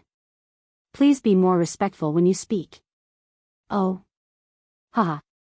This little girl has quite a temper. The man smiled sinisterly and then slapped her again. How can you be so arrogant? You owe money and you don't pay up, and you're still in the right? Yun Shishir slowly turned her face, and her hands secretly reached for the phone in her pocket. This small movement was caught by the men. One of them fiercely grabbed her wrist and slapped her phone on the ground. Of them, he stomped on it and crushed it. She was startled, and panic appeared in her eyes. You want to call the police? I didn't expect you are. The man spat and pushed her to sit on the ground. He kicked her hard on the shoulder and said, Call the police. Call the police. Boss. Didn't that be woman has a child? This woman has a son. Which kindergarten does he go to? One of the men looked at her meaningfully. Yun Shishir suddenly looked up and blurted out, No. Don't find trouble with you. I'll give you the money. She had always been very rational, but when it came to you, she would lose her cool. Chapter 24. When she returned to the office, she hurriedly withdrew her bank card. Her hands were trembling, and her eyes were stinging. After withdrawing a few thousand yuan, she finally paid off Yun Na's debt. The few hooligans counted the money with satisfaction and glared at her fiercely. Finally, they did not cause her any more trouble and swaggered away. When she returned to the company, the department in charge found her and called her into the office. They fired her on the grounds that she had brought a lot of trouble and losses to the company. They told her to pack up and leave quickly. Yun Shishir, who stood in the hooligan circle and was unmoved by the threats of so many evil people, was about to lose her job. Her eyes immediately turned red. She did not care about anything else and cried as she begged the manager not to fire her. She still had Yu. She could not lose this job. If he lost this job, where would his living expenses come from during this period of time? The Yun family was still burdened with a sizable debt. Yu was still young and needed to spend money. Now that the kindergarten fees were ridiculously high, coupled with Yu's weak body, the cost of nutrition was a hefty sum. Coupled with the mother and son's living expenses, there was no way for them to raise money. When the manager saw her pleading, he could not help but be moved. To be honest, Yun Shishir was a very outstanding employee. Even though she was the only woman in the network technology department, her skills were not inferior to anyone else. When it came to work, she had always been diligent and conscientious. However, this time, because of her, the higher-ups were very dissatisfied and threatened to fire her.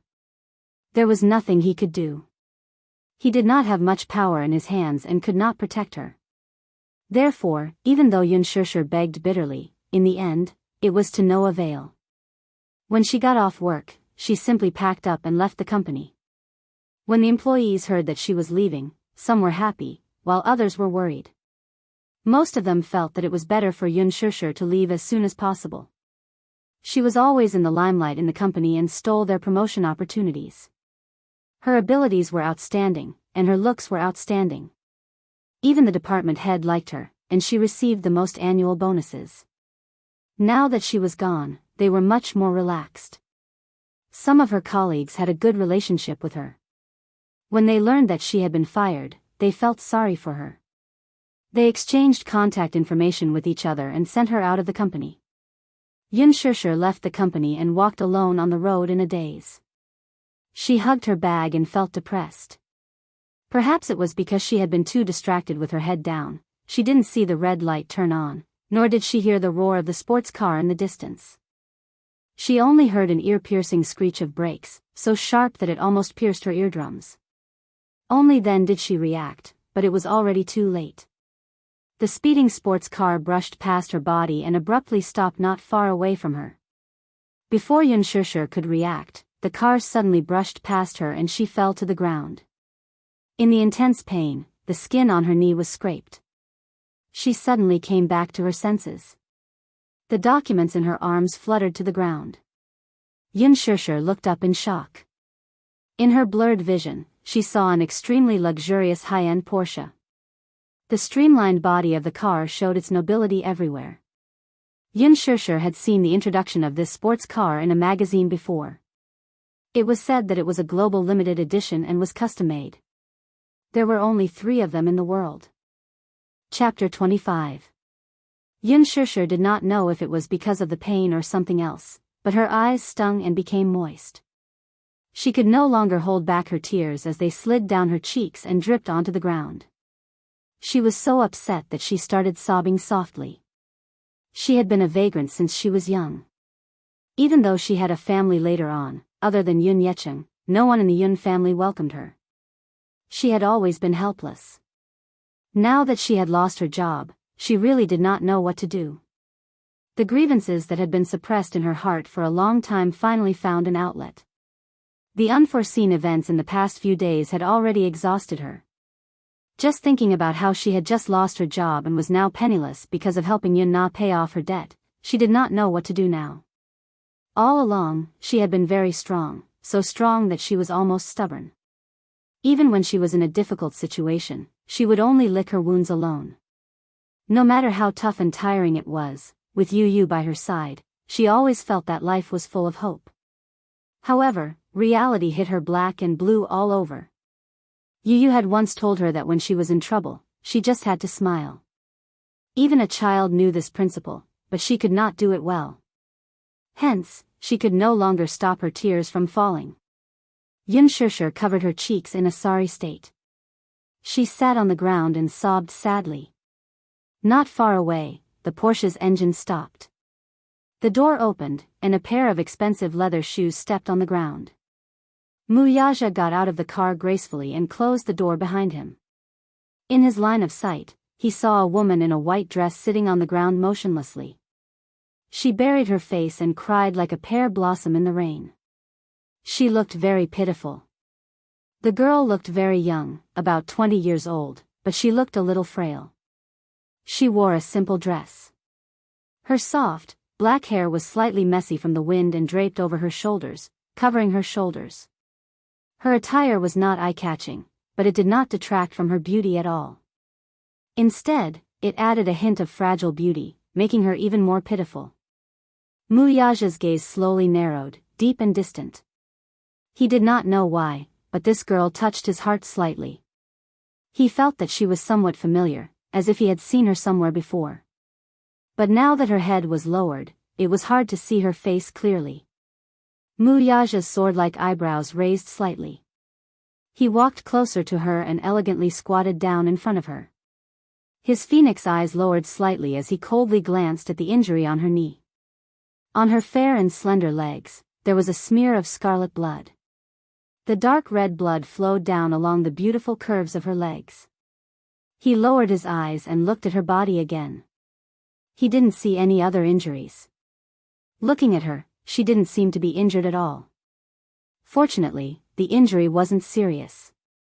It was just a scratch. But seeing her crying so sadly, as if she had suffered a great grievance, he didn't know what she was crying for. Now that it was in such a miserable state, it looked a bit like an abandoned cat. Mu Yaja saw it, but his expression did not change. His originally gloomy mood became even more gloomy. He always had the habit of racing on the mountain roads when he was in a bad mood. Just now, he didn't notice the figure on the road. Or maybe it was because she looked too thin and was wearing a white dress. She looked so weak that she could be blown away by the wind. Hence, he didn't notice her at all. It was only when he got close to her that he braked. Luckily, nothing happened. Chapter 26. Seeing her silently crying, Mu Yaja did not intend to waste any more time. He lowered his head and took out his wallet. He took out a few large bills and handed them over expressionlessly. To him, any problem that could be solved with money was not a problem at all. He just wanted to deal with this accident cleanly. Yun Shishir looked up slightly. His fingers were long and slender, with distinct joints. His nails were neatly trimmed, and he wore a diamond ring on his ring finger. One look and she could tell that this person was of noble status. But when she saw the money in his hand, she could not help but be slightly stunned. She actually forgot to cry for a moment. Seeing that she did not make a sound, Muyaja thought that she was not satisfied with the amount. He raised his eyebrows and asked, "Not enough?" It was not that he had never seen greedy people, so he naturally thought that this girl was not interested in the amount he had given her. Without waiting for her response, he lowered his eyes again and took out a few more bills from his wallet. He did not have the habit of carrying too much cash with him, so there were only about $2,000 in his wallet. But it was more than enough to bandage her wound. Yun Shishir was stunned. She was obviously surprised by his actions. But in the man's eyes, there was obviously a different meaning. This woman seemed to be more greedy than he had imagined. Muyaja smiled coldly. His thin lips curved into a mocking smile. He simply took out all the cash in his wallet. He did not care if she wanted it or not. He did not want to waste time with her. Seeing that she did not have any pockets, he folded the money into a roll, leaned closer to her and stuffed the money in front of her chest. His cold fingertips brushed against her skin. His ambiguous action startled her. She raised her head slightly, and through the fringe covering her eyelids, she caught sight of the man's sinister smile with a deep meaning. The handsome man in front of her was 1.9 meters tall and had a godlike face. His exquisite silhouette was like that of a statue of a god. His facial features were handsome, and his pair of deep phoenix eyes faintly contained the majestic aura of an emperor. At first glance, one could tell that this man must have experienced a lot of bloodshed and was a superior who controlled life and death. Even though it was a smile, it was so cold that it did not have any warmth. It was as if it was just a physical attraction. Looking at her, there was only pity in his eyes. Pity? Why was he looking at her with pity? For a moment, the grievance and anger in her heart poured out and tainted her eyes. The next moment, she saw the man take out a pen and write a string of numbers on her chest in a flamboyant manner. "If it's not enough, call this number again." His aggressive behavior caused Yun Shishir to exclaim in surprise. This action of his was unintentionally humiliating her. "Sir, what do you mean? Are you rich?" Her eyes were filled with anger, and her tone was indignant. "You injured someone, but you didn't even apologize. Do you think that everything can be settled with money?" Yun Shishir was not an unreasonable person. She also knew that it was her fault. She did not pay attention to the road conditions, but he used such a condescending attitude to stuff the money into her chest like it was charity. This made her angry. Therefore, she only gave him a cold glare and didn't say anything else. After all, summer insects could not be compared to ice. Yun Shishir looked up and took out all the money in front of her chest. Her other hand pulled over his broad palm and slapped the money into his hand. Chapter 27. The moment Yun Shishir raised her head, that pair of misty eyes looked straight at him. The cold smile on Muyaja's lips suddenly froze. His pupils shrunk slightly and then he narrowed his eyes deeply. This stubborn face made his mind startled. For a moment, his thoughts flew away. She did not look at his expression. The back of her hand carelessly wiped away the tears at the corner of her eyes. She stubbornly said, "It's my fault. I didn't look when I was walking. You don't have to put on such a high and mighty attitude to give alms to me. I don't need it." After saying that, she did not care about him. As if he did not exist, she bent down and picked up all the documents on the ground. She did not even turn her head back as she walked away. Muyaja looked at her disappearing figure. He was a little dazed and could not take back his gaze for a long time.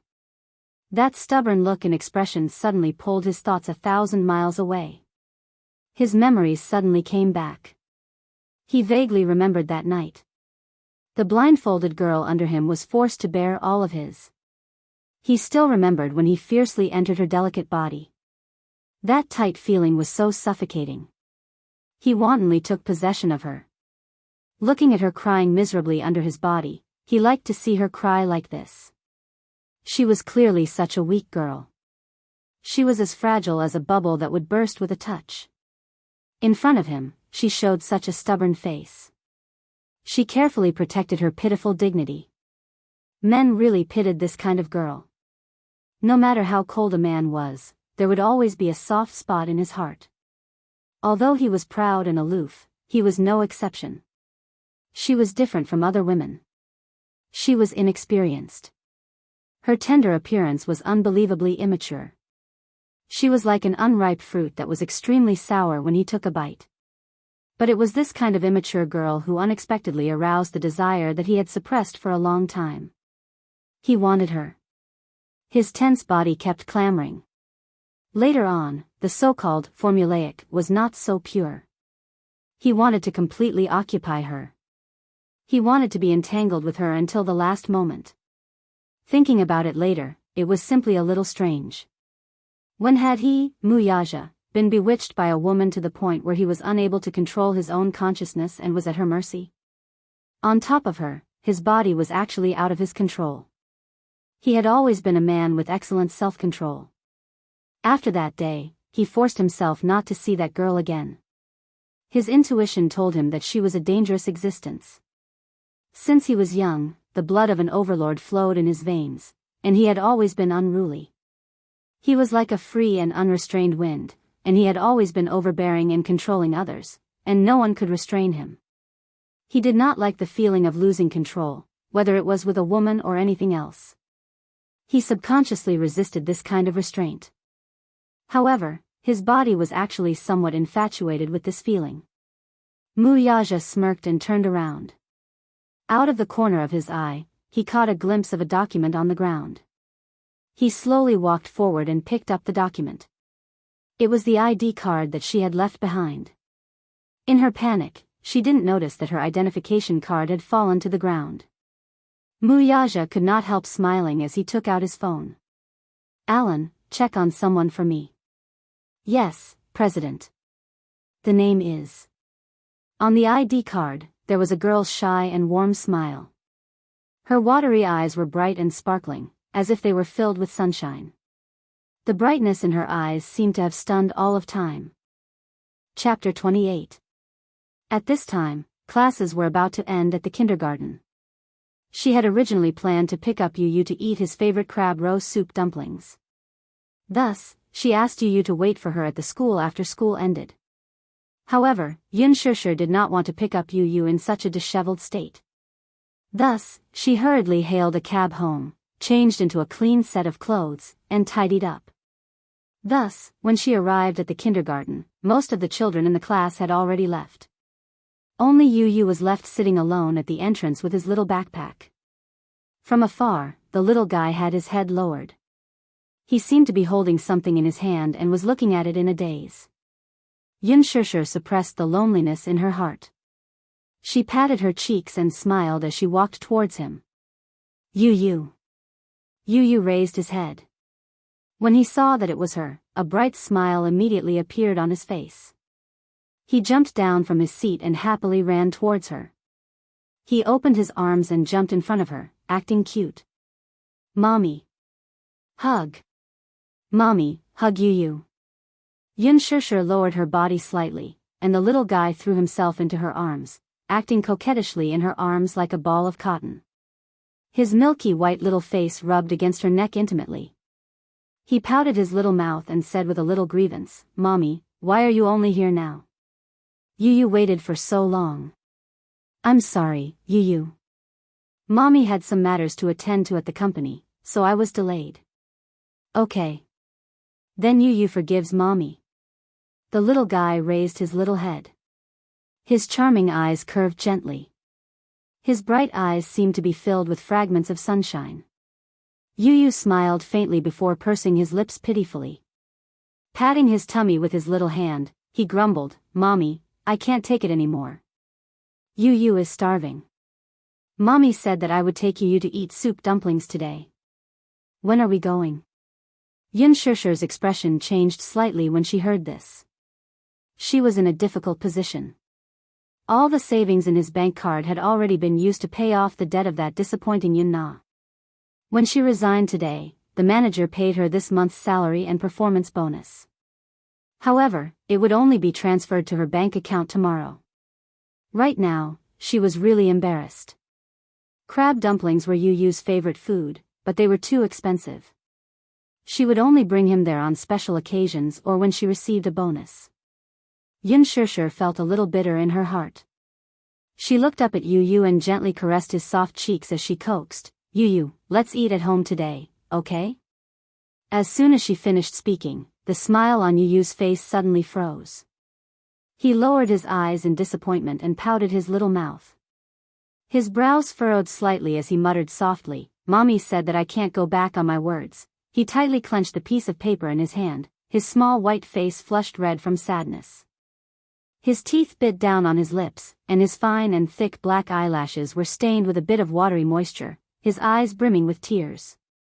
When Yun Shishir saw that the little guy was so aggrieved that he was crying, she immediately panicked. She hurriedly wiped away his tears and said sadly, Yu, don't cry. Mommy will definitely do what I promised you. Yu gently turned his face away. He seemed to be a little angry.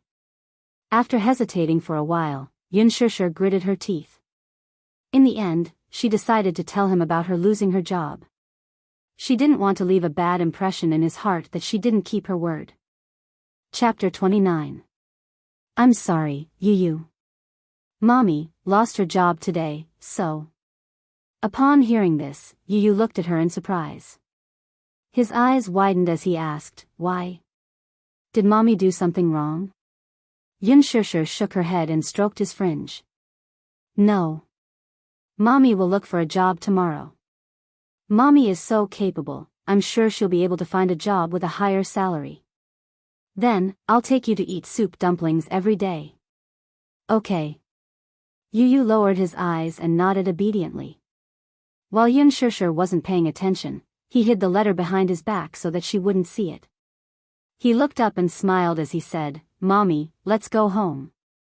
Yun Shishir obviously didn't notice his little movements, so she didn't know what he was hiding.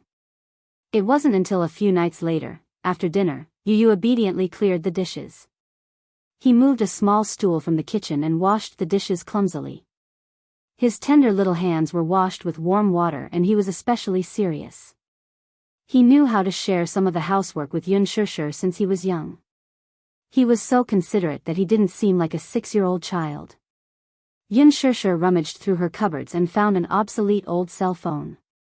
She inserted the SIM card into the phone and turned it on. Only then did she realize that Yu's homeroom teacher had called her a few times. She called back. The homeroom teacher received her call and asked her about the kindergarten spring outing to the wildlife park.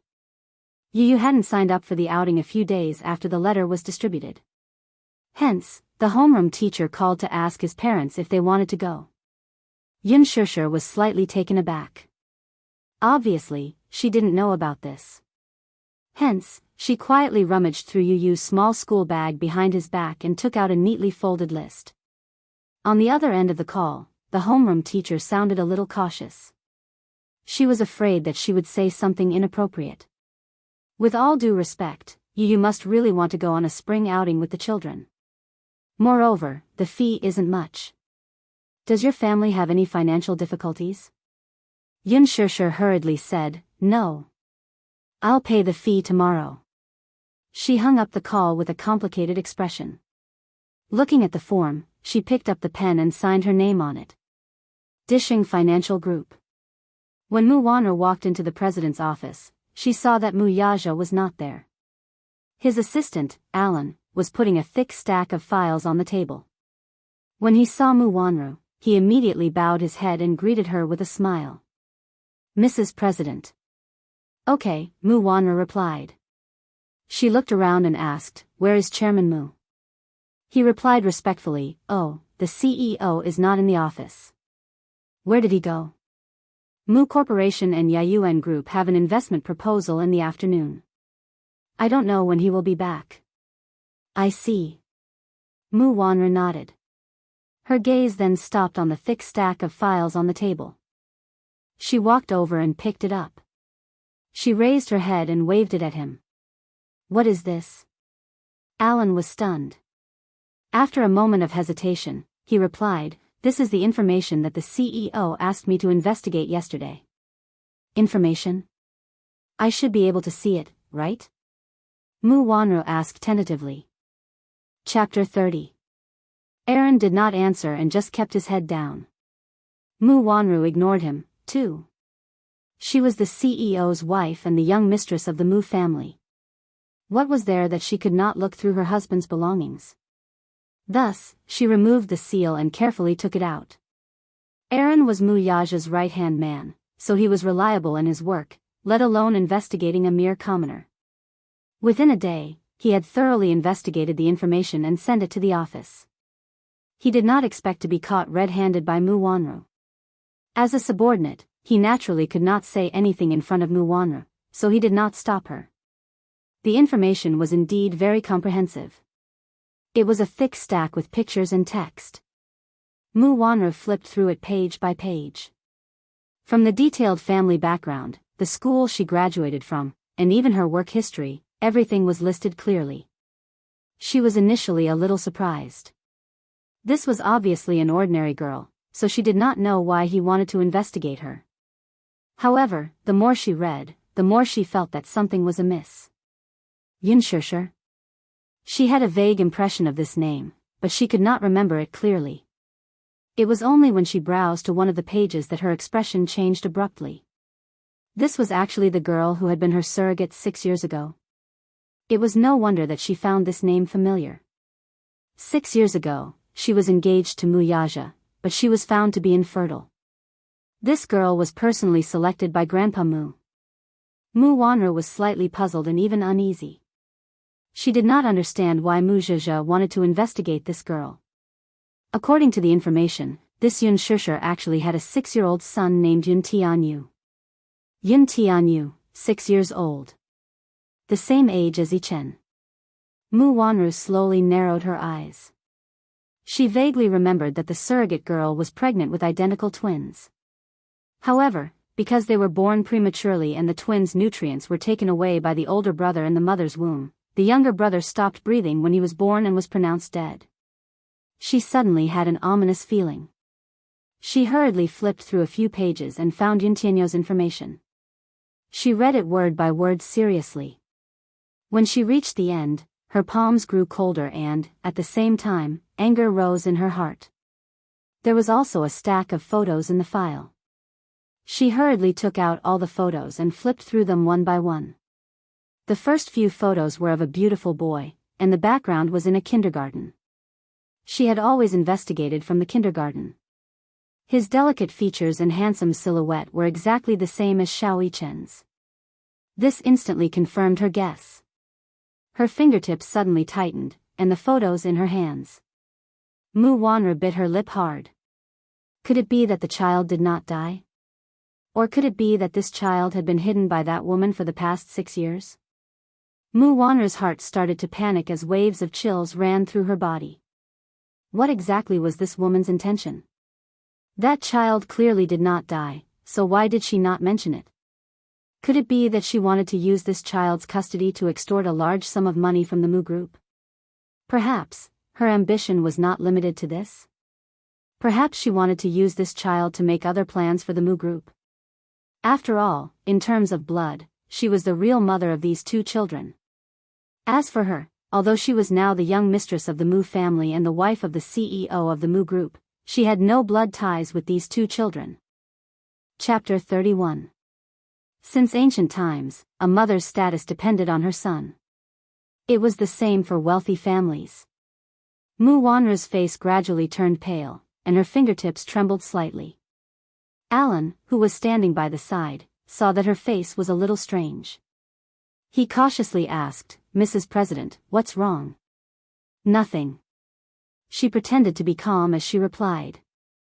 However, when she flipped to another photo, her gaze suddenly froze, as if she had pierced a hole in the photo.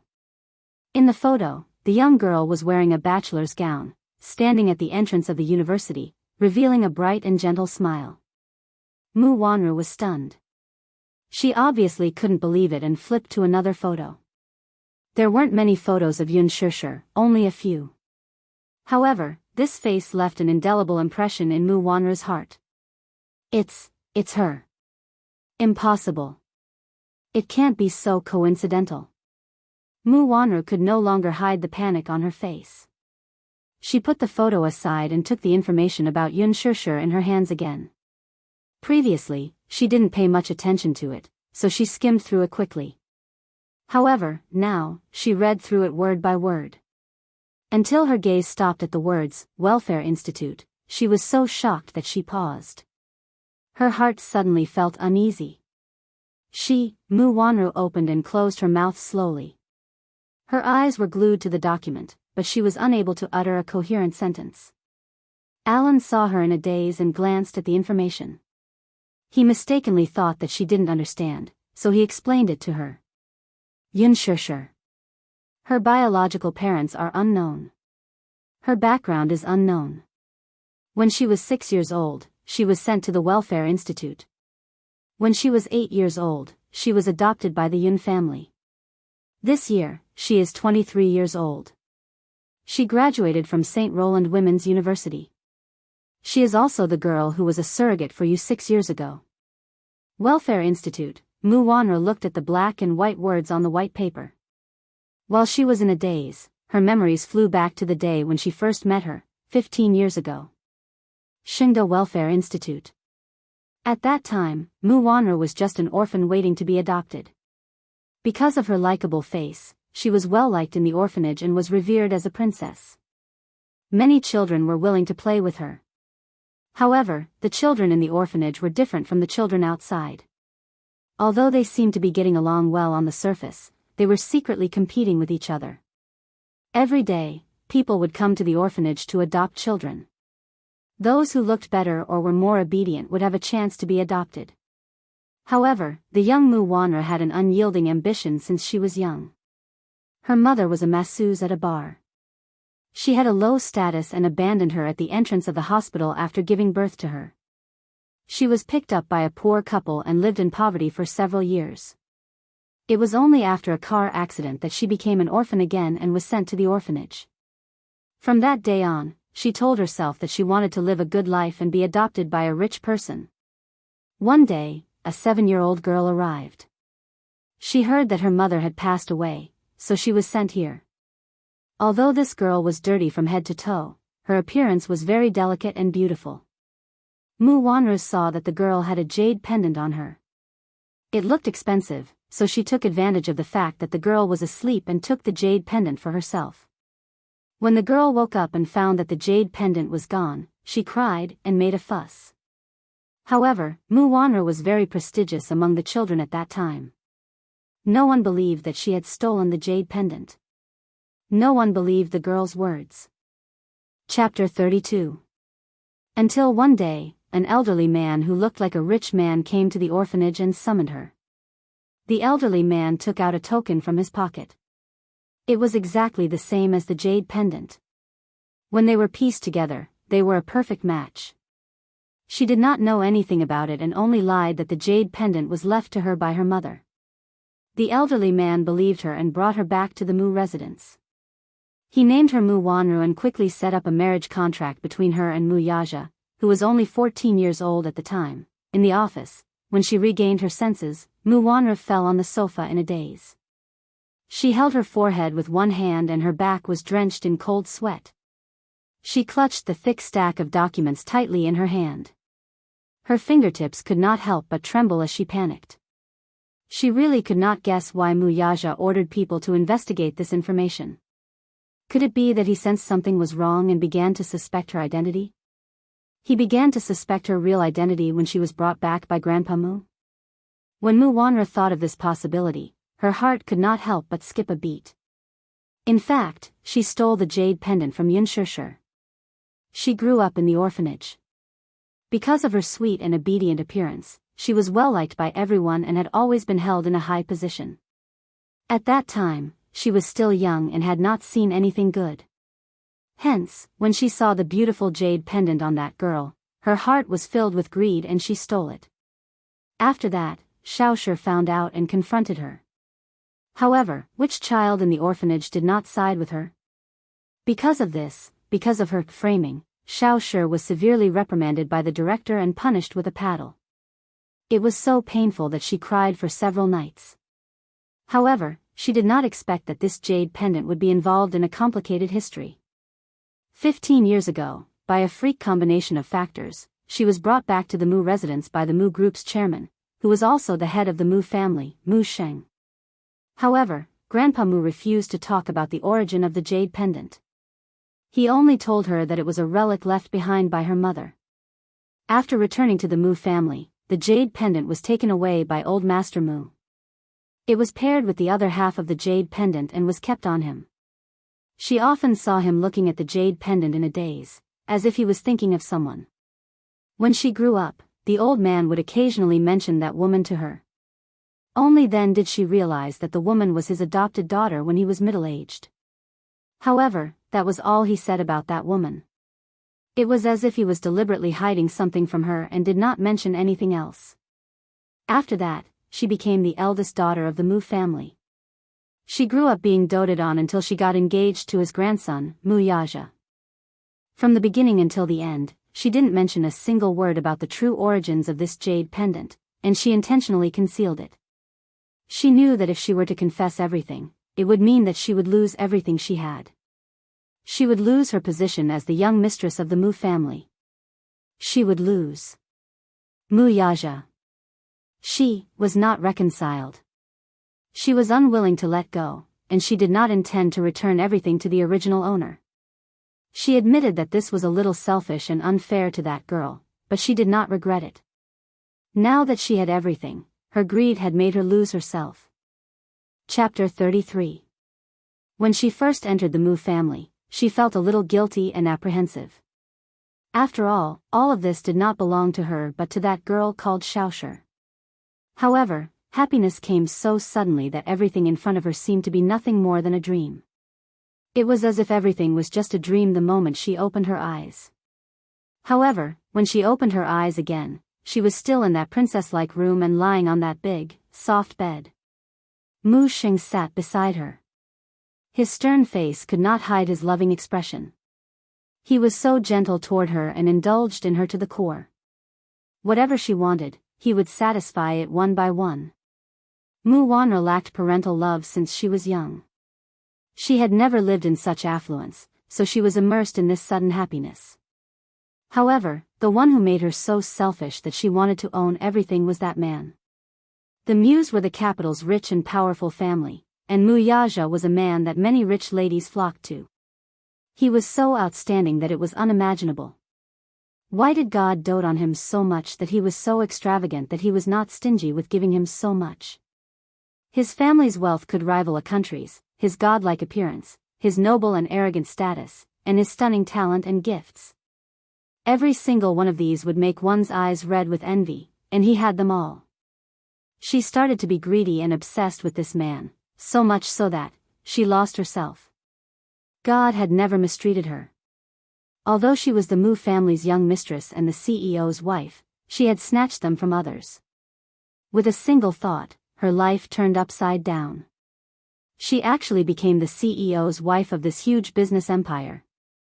At first, she was still uneasy, but later, she gradually felt at ease and enjoyed everything that did not belong to her. However, fate seemed to love to play tricks on people. Ironically, she was born infertile. Although Mu Xing used many of his connections in the medical field, it could not be cured. What was more ironic was that the surrogate he had hired was actually her, the real owner of this jade pendant. Mu Wanra was already drenched in cold sweat as she felt a sense of crisis. After so many years, they finally met again. 9 years ago, she snatched away her jade pendant and took everything that belonged to her. 9 years later, she became a surrogate and gave birth to a child that belonged to both of them. Somehow, there seemed to be an invisible bond that bound Mu Yaja and her together. This made Mu Wanru feel uneasy. Could it be that he had already started to suspect her identity, that she wasn't the real owner of this jade pendant, and then secretly ordered people to investigate? Impossible. For the past few years, she had been hiding it very well. In fact, when she was an adult, he was also suspicious of her. Back then, he was in too much of a hurry.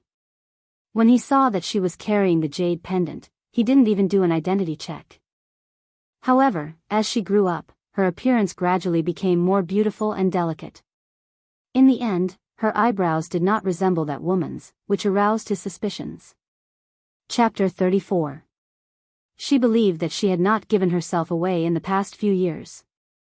Besides, with the evidence of the DNA test, there was nothing suspicious about her.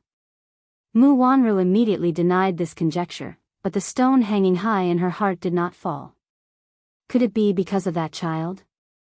Did Mu Yaja find out that the child did not die prematurely and was secretly hidden by that woman? Did he suspect that she had ulterior motives toward the Mu family, so he investigated her background? It must be because of this. Mu Wanru raised her head abruptly and looked at him with feigned calmness. She coldly said, "Don't mention to anyone that I've seen this information, okay? Just pretend that you didn't see anything." Aaron was slightly taken aback. He clearly did not know the purpose of her warning. He saw her take away the information about Yun Shishir's welfare home from more than a decade ago and the results of the investigation on Yun Tianyu. Without raising her head, she coldly said, "Don't mention anything about this child to the CEO. Including this woman's past. Also, don't mention this woman's background in the welfare home to the CEO, okay?" He raised his eyebrows in a daze. Seeing that he did not answer, Mu Wanru's tone turned even colder. "Did you hear me or not?" Aaron lowered his eyebrows and did not answer. His superior was Mu Yaja. Although Mu Wanru was the wife of the CEO of the Mu Group, she was also the HR manager. He did not have to listen to her orders. He had the responsibility to let the CEO have a look at what he had investigated. Mu Wanru seemed to have read his mind, though. She snorted and sneered. "Why? Do you think that you can disobey me just because you're the CEO's subordinate? Do you think that I can't control you just because I'm the HR manager?" She sneered and stood up. She approached him and sized him up. Facing her piercing gaze, Alan lowered his head and looked down. However, he heard her say word by word, "Even if I don't have much power in the Mu Group, I think I have the ability to drive you into a corner." Alan raised his eyes in shock and looked at her in surprise. "Keep your mouth shut about this matter, do you understand?" She ordered again. He was silent for a long time before he slowly sucked in a breath of cold air and nodded with some difficulty. "I understand." When Mu Yaja returned, Mu Wanru had already left with a guilty conscience. She had to think of a way to stop the situation from developing before Mu Yaja thoroughly investigated the matter. Mu Yaja was her man. She couldn't give any other woman a chance. Although Alan was Mu Yaja's loyal subordinate, he was also well aware of Mu Wanru's position in the Mu residence. With Grandpa Mu's favor, he didn't dare to offend her easily. Therefore, when Mu Yaja returned to the office and saw the little information on the table, his suspicious gaze fell on Alan. Under his urgent gaze, Alan said calmly, "CEO, Yun Shishir is indeed the surrogate 6 years ago." "Huh?" Mu Yaja's eyes turned cold. He suddenly asked slowly, "Is there anything suspicious about her?" "No, CEO." Alan recalled Mu Wanru's warning. He lowered his head and looked indifferent. "Get out." Chapter 35. Losing her ID card was like adding fuel to the fire for Yun Shishir, who was in a difficult situation and was in a hurry to find a job. The next day after losing her ID card, she went to apply for a new one. However, the police were too lazy. They kept delaying it and didn't take her seriously at all. They came up with all kinds of perfunctory excuses. Her temporary ID card was not reissued after more than 2 weeks. She was so angry at the police station that she almost exploded. She tried to interview with a few companies, but they all rejected her because she didn't have any documents. Although she didn't mention this to Father Yun somehow found out that she had been fired from the company. He didn't know the reason, but he didn't say anything and just gave her a sum of living expenses. Her good friend, Xiao Shui, who had just returned to China, found out about this and generously lent her a sum of money to help her get through her current predicament. Xiao Shui was her best friend in high school. They were close to each other and were as close as sisters. At that time, the rumor that Yun Shishir was pregnant and had a child was all over the school. Everyone suspected that she was being supported by the boss. Only Xiao Shui defended her without hesitation. They had originally agreed to study abroad together, but Yun Shishir didn't go because of family reasons. Xiao Shui hated her to death at that time and ignored her for a while. In the end, the misunderstanding was resolved. Now that Xiao Shui had returned to China, Yun Shishir brought Yu to welcome her back. The moment they met, Xiao Shui's eyes were brimming with tears as she pulled her into her arms and hugged her tightly. After 3 years of separation, Yun Shishir couldn't help but tear up and feel emotional. Just as Xiao Shui was about to complain about her missing the appointment, she caught sight of Yu standing beside her from the corner of her eye. In an instant, Xiao Shui's eyes widened to the size of copper bells. She blinked in a daze for a long time, shocked by this cute baby. Although she had seen a lot of the world, she was still stunned by Yu's handsome and young face. Especially those clear eyes, the corners of those eyes were curved, and the smile was warm and gentle. It almost melted Xiao Shui's heart. Ah! Oh my God! This little guy is too cute. Xiao Shui squatted down and held Yu's fair cheeks. She couldn't wait to rub them into her arms and kiss them. She asked Yun Shishir, Shishir, is he your brother? She smiled and then explained, no, I'm not. Let me introduce him, he's Yun Tianyu, my son. After a pause, she said to Yu, this is the Auntie Xiao that Mommy mentioned to you before. The expression on Xiao Shui's face froze in an instant. What? What did you say? Yu smiled gently and replied on behalf of Yun Shishir, Aunt Xiao, how are you? She's my mommy, and I'm Yun Tianyu. Auntie can call me Yu. Son? Mommy? Are you kidding me? Xiao Shui was dumbfounded. Comparing the two, the little lad's soft pink lips were indeed the same as Yun Shishir's. She always thought that Yun Shishir's pregnancy was just a rumor. She didn't expect it to be true. For a moment, she didn't know how to digest it. That's not right, though. This child looks to be 6 or 7 years old. Calculating the time, he was born before the new year, which was a year before she went abroad.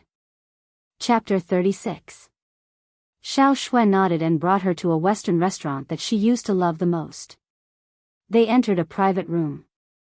After ordering, Xiao Shui hurriedly dragged her into the washroom and questioned her. Yun Shishir did not want to hide the truth from her, but she did not want to delve into the past, so she only gave a brief explanation. Xiao Shui's heart ached when she heard this. That stepmother of yours actually treated you like that. She's simply heartless. I found it strange. Back then, Father also mentioned that the Yun family's fate was at stake 6 years ago. They owed a lot of debts, but they were cleared in a year. I didn't expect you to sacrifice so much. Why? Yun Shishir smiled lightly. I know how to repay kindness, don't I? Besides, it's all in the past. Since it's for the Yun family, then it can be considered as me repaying Father for raising me. The difficult time in the welfare home, where she was bullied, was a nightmare in Yun Shishir's heart. If Yun Yeqing had not adopted her, she would not have been able to bear the humiliation at that time. Even after that, Yun Yeqing's fatherly love for her did not diminish. Moreover, the time after giving birth to Yu was difficult.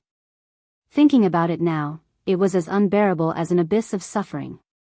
Now that this matter was mentioned, she did not feel any pain or itch. To have such a heartwarming son like Yu was a gift from the heavens. She was already grateful. 6 long years. No matter how deep the memory was, it would fade away. Then, Xiao Shui was afraid that she would be sensitive and carefully asked, Aren't you afraid that Yu will be snatched away by his biological father? Yun Shusher's eyes blurred for a moment as she recalled that man. She then said, "That's why I want to keep Yu's background a secret. No one will mention it, and no one will be able to snatch Yu away." She did not know who Yu's father was, nor was she interested in knowing. It had nothing to do with her. Yu was her most cherished treasure. She would not allow anyone to snatch him away. Even if it was his biological father, he still couldn't do it. Seeing that she didn't seem to want to talk about it, Xiao Shui didn't pursue the matter any further. A look of envy appeared on her face. That's great. To have such a charming son. When she returned to the private room, she couldn't help but pounce on Yu. She pinched his little cheeks and said, Yu, you're so cute when you smile." As she spoke, she put on her standard coaxing expression. Yu, come with Auntie, okay? Auntie will take care of you, bring you to eat good food and have fun. Yu put down the teacup in her hand and elegantly wiped her fingers with a wet towel. Then, she revealed a charming smile and said, "Auntie, Mommy told me not to go with strangers. I'll be abducted and sold." Xiao Shui was stunned. During the dinner, Xiao Shui suddenly asked her, "Shusher, you're so beautiful. Have you ever thought of going to Huanyu Entertainment?" Huanyu Entertainment? Yun Shusher raised her eyebrows in surprise. However, Xiao Shui glared at her with a look of disdain. Huanyu Entertainment is preparing to shoot a movie recently. They're holding a nationwide audition for the female lead. You can give it a try. After all, acting used to be your dream. Yun Shusher smiled slowly. She was a university student majoring in arts and media. She watched helplessly as she stepped into the entertainment industry. It was just a step away. However, she gave up on this dream because her family's fortunes had declined. Chapter 37. Don't tell me you don't know about Huanyu Entertainment. Huanyu Entertainment is backed by Dishing Financial Group. It's one of the top 100 business empires in Asia and the world. At the mention of Dishing Financial Group, Xiao Shui's eyes shone with yearning. Dishing Financial Group's position can be said to be the core hegemon of the financial industry. Just think about it. In the face of the financial crisis, so many big companies have collapsed, but Dishing Financial Group is standing tall and unaffected. Moreover, the CEO of Dishing Financial Group is a legendary figure. He's young, has a prominent family background, and is as rich as a country. So many socialites flock to him. With such a strong backer like Dishing, Huanyu Entertainment is like a leader in the entertainment industry. At the mention of Dishing's CEO, whom she had seen on TV, Xiao Shui immediately started talking. In front of Yun Shusher, she could not wait to gossip about his 18 generations of ancestors.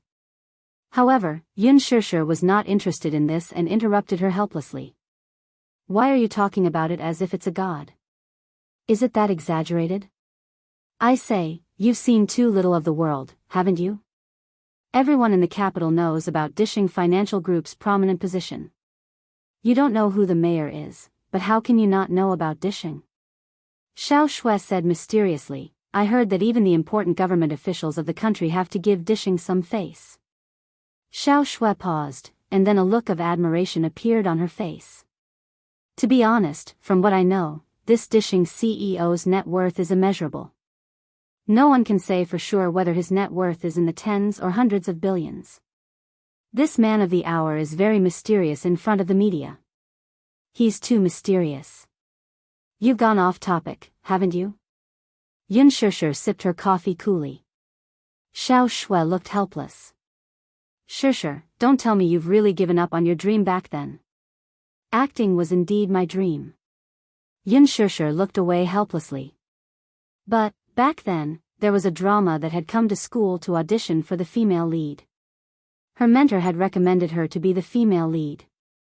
It was such a good opportunity, but she had not taken it. Back then, that movie had become popular all over the country. Everyone in the cast had become famous." Xiao Shui said, "Huanyu Entertainment has always valued talents. As long as you have talent, you will be valued." Sigh. "As for me, I originally wanted to give it a try because of that illustrious CEO. Unfortunately, my external conditions aren't good enough. I can be a small model, but if thrown into the talented Huanyu Entertainment, I'll definitely be a beggar. However, Yin Shishir, instead of applying to some small companies, why not give it a try? You're very talented, and you're so talented. Don't let your talent be buried. I believe you can do it. Xiao Shui's confident encouragement left Yun Shishir in a daze for a long time. Huanyu Entertainment. Dishing Financial Group? For some reason, her eyelids twitched violently at the mention of these words. Currently, the youthful pain movie, The Green Apple, which was sponsored by Huanyu International Pictures, was conducting a nationwide audition for the female lead. It was said that the cast for this movie was quite impressive. Not only had his original novel dominated the list of youth novels for 3 consecutive years, but he was also known as the originator of sadomasochism in youth novels. Chapter 38. The director of this movie was Lin Fengtian, who had won the Best Director award at the Golden Badge Awards, and the male lead had already been confirmed to be the superstar Gu Xingze. The superstar's huge fan base alone was enough to support half of the box office sales. If she could snatch the female lead role, she would definitely become an instant hit. Lin Fengtian had won the Best Director award at the International Film Festival. Any female star who was groomed by him had a bright future ahead of them. Many celebrities would do anything to be in his movies. That night, Yun Na also brought up this matter. At the dining table, she suddenly put down her bowl and chopsticks and looked at Yun Yecheng seriously. "Dad, I want to discuss something with you. I hope you can agree to it." Yun Yecheng coldly glanced at her. "What is it?" "I want to participate in an interview with Huanyu Entertainment."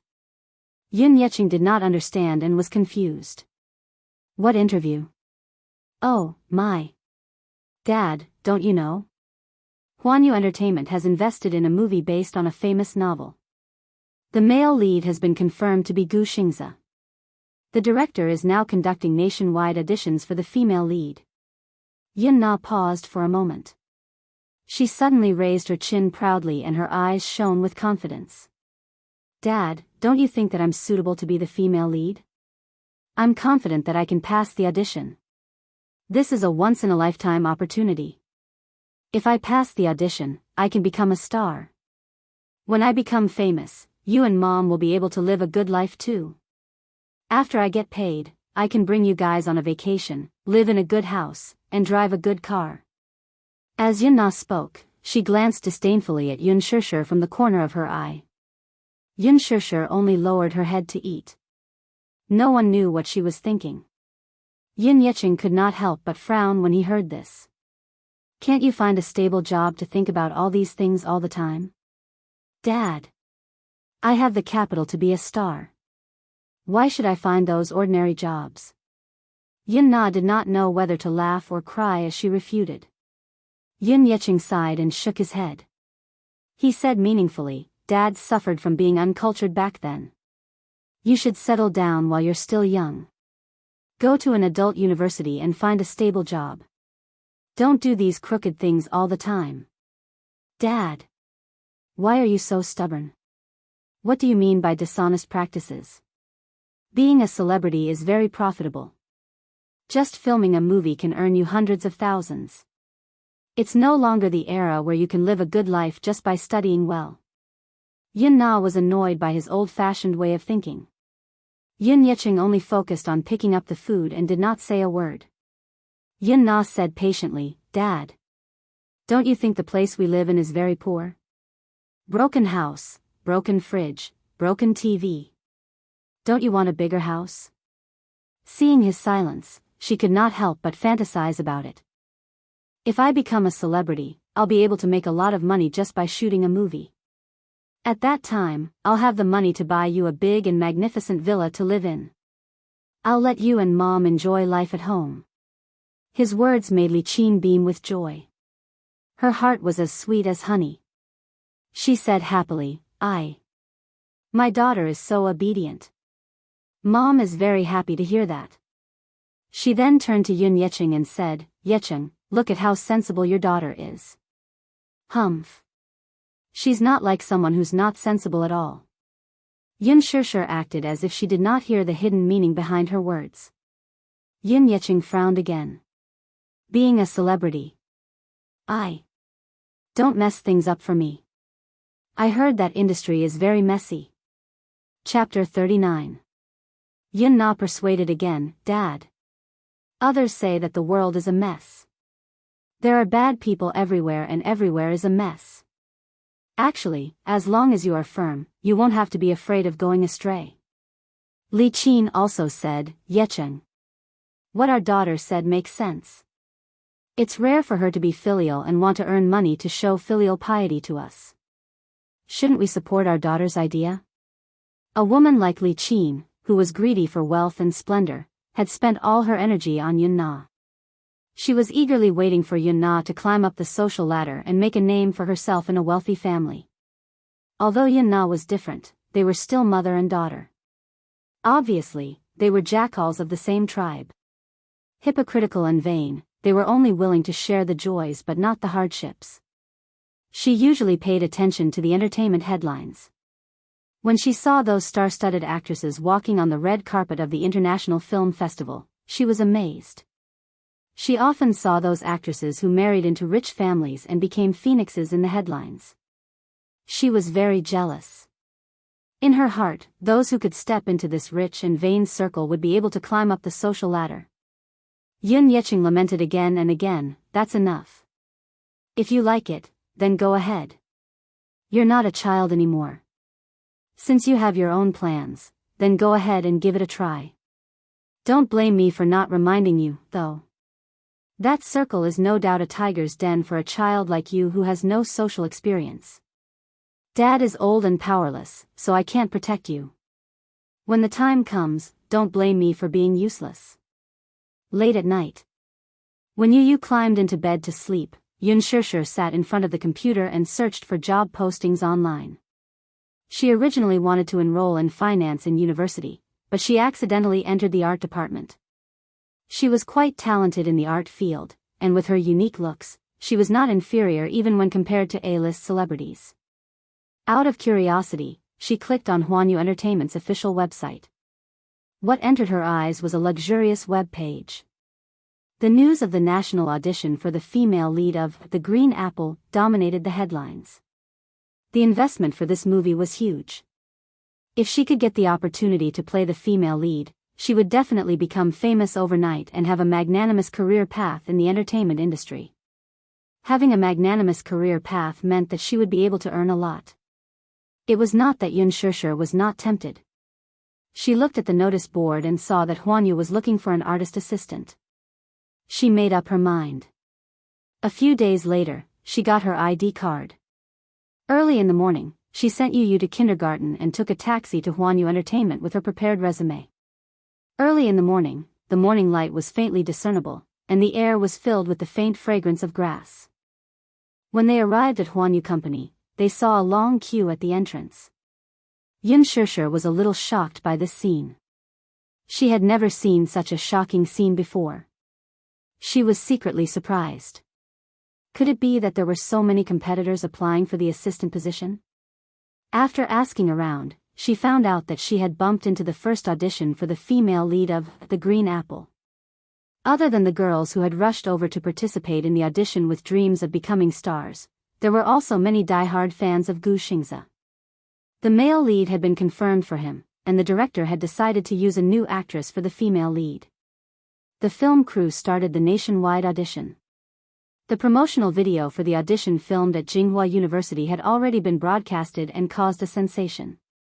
Even if the movie did not have a lot of resources, Gu Xingze's popularity alone was enough to attract many students to apply. Chapter 40. Although the audition was held on a weekend, many of his die-hard fans came when they heard that the popular superstar Gu Xingze would be attending the audition. Some of them were even loyal fans who had flown in from other places. The popularity of the audition caught the production crew off guard. Even though they hired bodyguards to maintain order, they still couldn't stop the army of aggressive fans. The huge Huanyu Tower was suddenly filled with people. Banners of support were hung all over the tree trunks and walls outside the company building. The entire Huanyu entertainment seemed to have been crushed by Gu Xing's army of fans. At the grand entrance of Huanyu Entertainment, there were several luxurious cars parked. In one of the nanny vans, 3 men in simple clothes were looking at the bustling crowd at the school gate. Most of them were young and pretty female students. They were all in a hurry to attend the audition. All of them were dressed to the nines in order to maximize the director's attention during the audition. Director Lin. I don't mean to say this, but these female students are pretty good looking. Look at the one in the white dress. She's quite stylish. Doesn't she look like Yin Shachuan in the original novel? Oh. And the one in the black dress over there. I think this young lady is well prepared. She must have read the original novel. In the novel, Yin Shachuan wore a black dress like this when she first appeared on the school stage. That young lady looks pretty good, but I feel that she's not tall enough. The assistant leaned against the window and looked in the direction of the school gate. He was like a small steward in ancient times who held the selection for the emperor. He talked endlessly and gestured with his hands.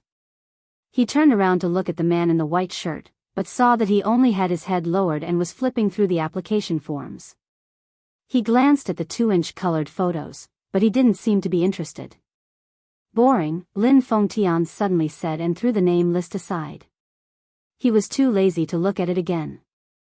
Director Lin? What's wrong? Lin Fengtian lowered his head and sucked on a cigarette. His tone was neither cold nor warm. There's no one I want. What? The assistant was shocked and tongue-tied. Lin Fengtian was one of the top youth-oriented filmmakers in the country. The films he directed had always been a money-making magnet for youth-oriented films. One of his representative works, I Heard That Love Came Back, was a classic that could compete with Hollywood blockbusters.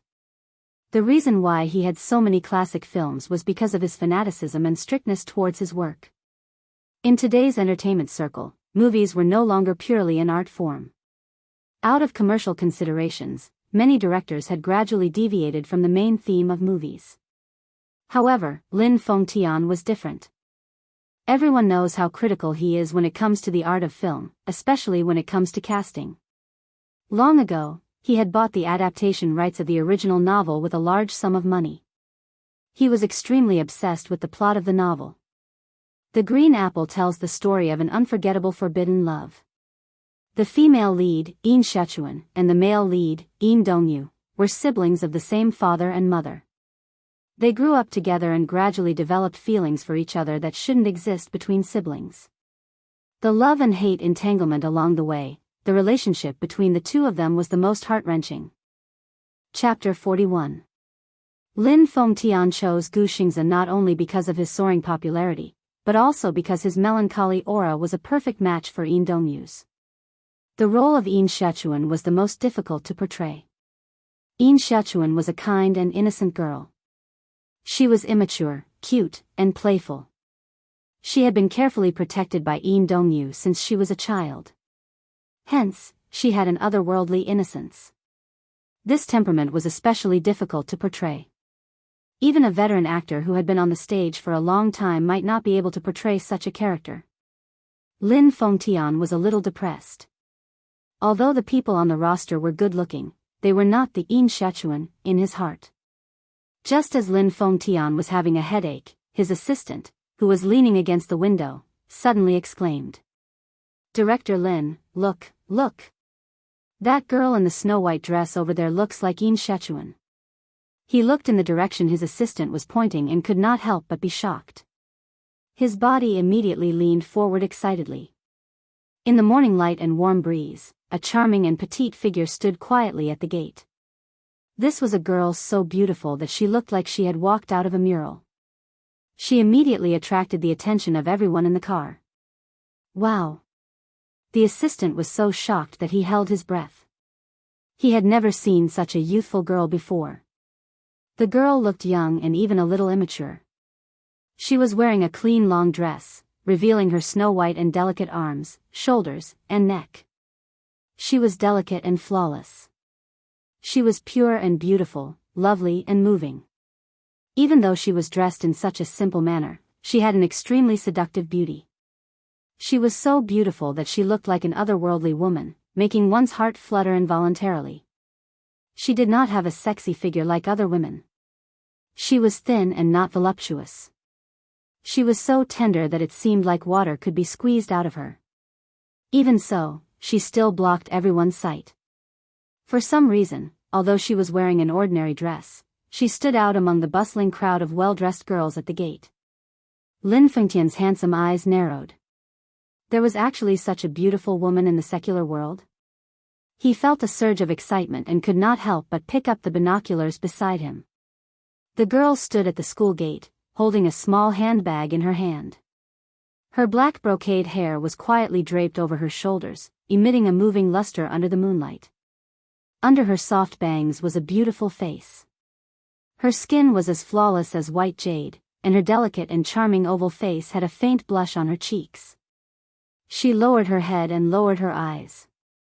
The corners of her eyes were long and curved, making her look extremely charming. She had a row of long and curly eyelashes that were as thick and long as a comb. They were like fine black feathers or fluttering butterfly wings. They were excessively charming. Those pink lips were like fresh flower petals, tender and lovely. Yun Shishir was thinking about something with her head lowered. Her brows were slightly furrowed, but she suddenly had a strange sixth sense, as if something was staring at her from somewhere else. As if realizing that everyone in the nanny van was sizing her up, she suddenly regained her senses. She slowly turned around and looked up at them. At that moment, Lin Fengtian's gaze deepened and he was stunned for a moment. His pair of eyes that had a clear distinction between black and white were watery like an ancient well that reflected the silent moon, and it was suffused with a beautiful moonlight that was tranquil and shimmering, yet bottomless. Chapter 42.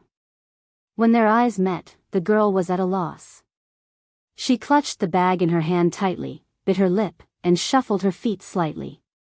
However, it was precisely this unpretentious expression that made people feel that she was rather cute. In Sichuan. Lin Fengtian suddenly slapped the table and exclaimed. This girl was practically a living In Sichuan. Lin Fengtian excitedly reached out to flip through the roster that had been thrown aside. He said excitedly, "Is this girl from this university? Did she sign up? Find out what her name is. Inform her directly to come for the audition." Director, Lin Fengtian looked up and saw the confused look in his assistant's eyes. "We can just get out of the car and invite the girl to the audition. That way, we won't have to waste any effort." He sighed helplessly. Wasn't this director too excited? Lin Fengtian slapped his forehead and said, "That's right. Why didn't I think of that? Why would we need to waste any effort?" He got out of the car immediately. However, when he looked in the direction where the girl had stopped, he realized that she was gone. Gone? Wasn't she standing here just now? Lin Fengtian frowned.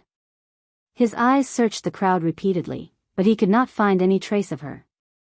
She was gone. The audition for an artist assistant was very simple. She just had to fill in a form and submit a few certificates before she could officially start her job. The manager informed her that she could start her job the next day. The salary and benefits were also quite generous. Although it was a thankless job and she might even be bullied, Yun Shishir was extremely excited. However, when she was about to leave, the manager looked at her strangely and asked, "You have outstanding looks. Why are you here to audition for an artist assistant? What a pity. If this girl was carefully groomed, she would definitely be able to make a name for herself in the entertainment industry." Yun Shishir smiled but did not say anything. Before she left, she received an information sheet. The artist she was in charge of was actually a newcomer with a big background. Her name was Han Jingyi. The reason why she was a big name was because she heard that this artist had a very strong background and relied on a powerful person to get to where she was today. She also heard that she had gotten a big role. Under Li Qin's expectant gaze, Yun Na returned home with a gloomy face. Li Qin immediately went up to her and was about to ask about the audition when she saw Yun Na's dejected look. Her heart could not help but turn cold. What happened? Seeing her daughter's defeated expression, Li Qin became anxious. Did you fail the audition? Or, did the director not take a fancy to you? Yun Na's face was filled with unwillingness. Humph. With my talent, how could I not pass the audition? Even if I can't be chosen as the female lead in this movie, there will still be a director who will take a fancy to me.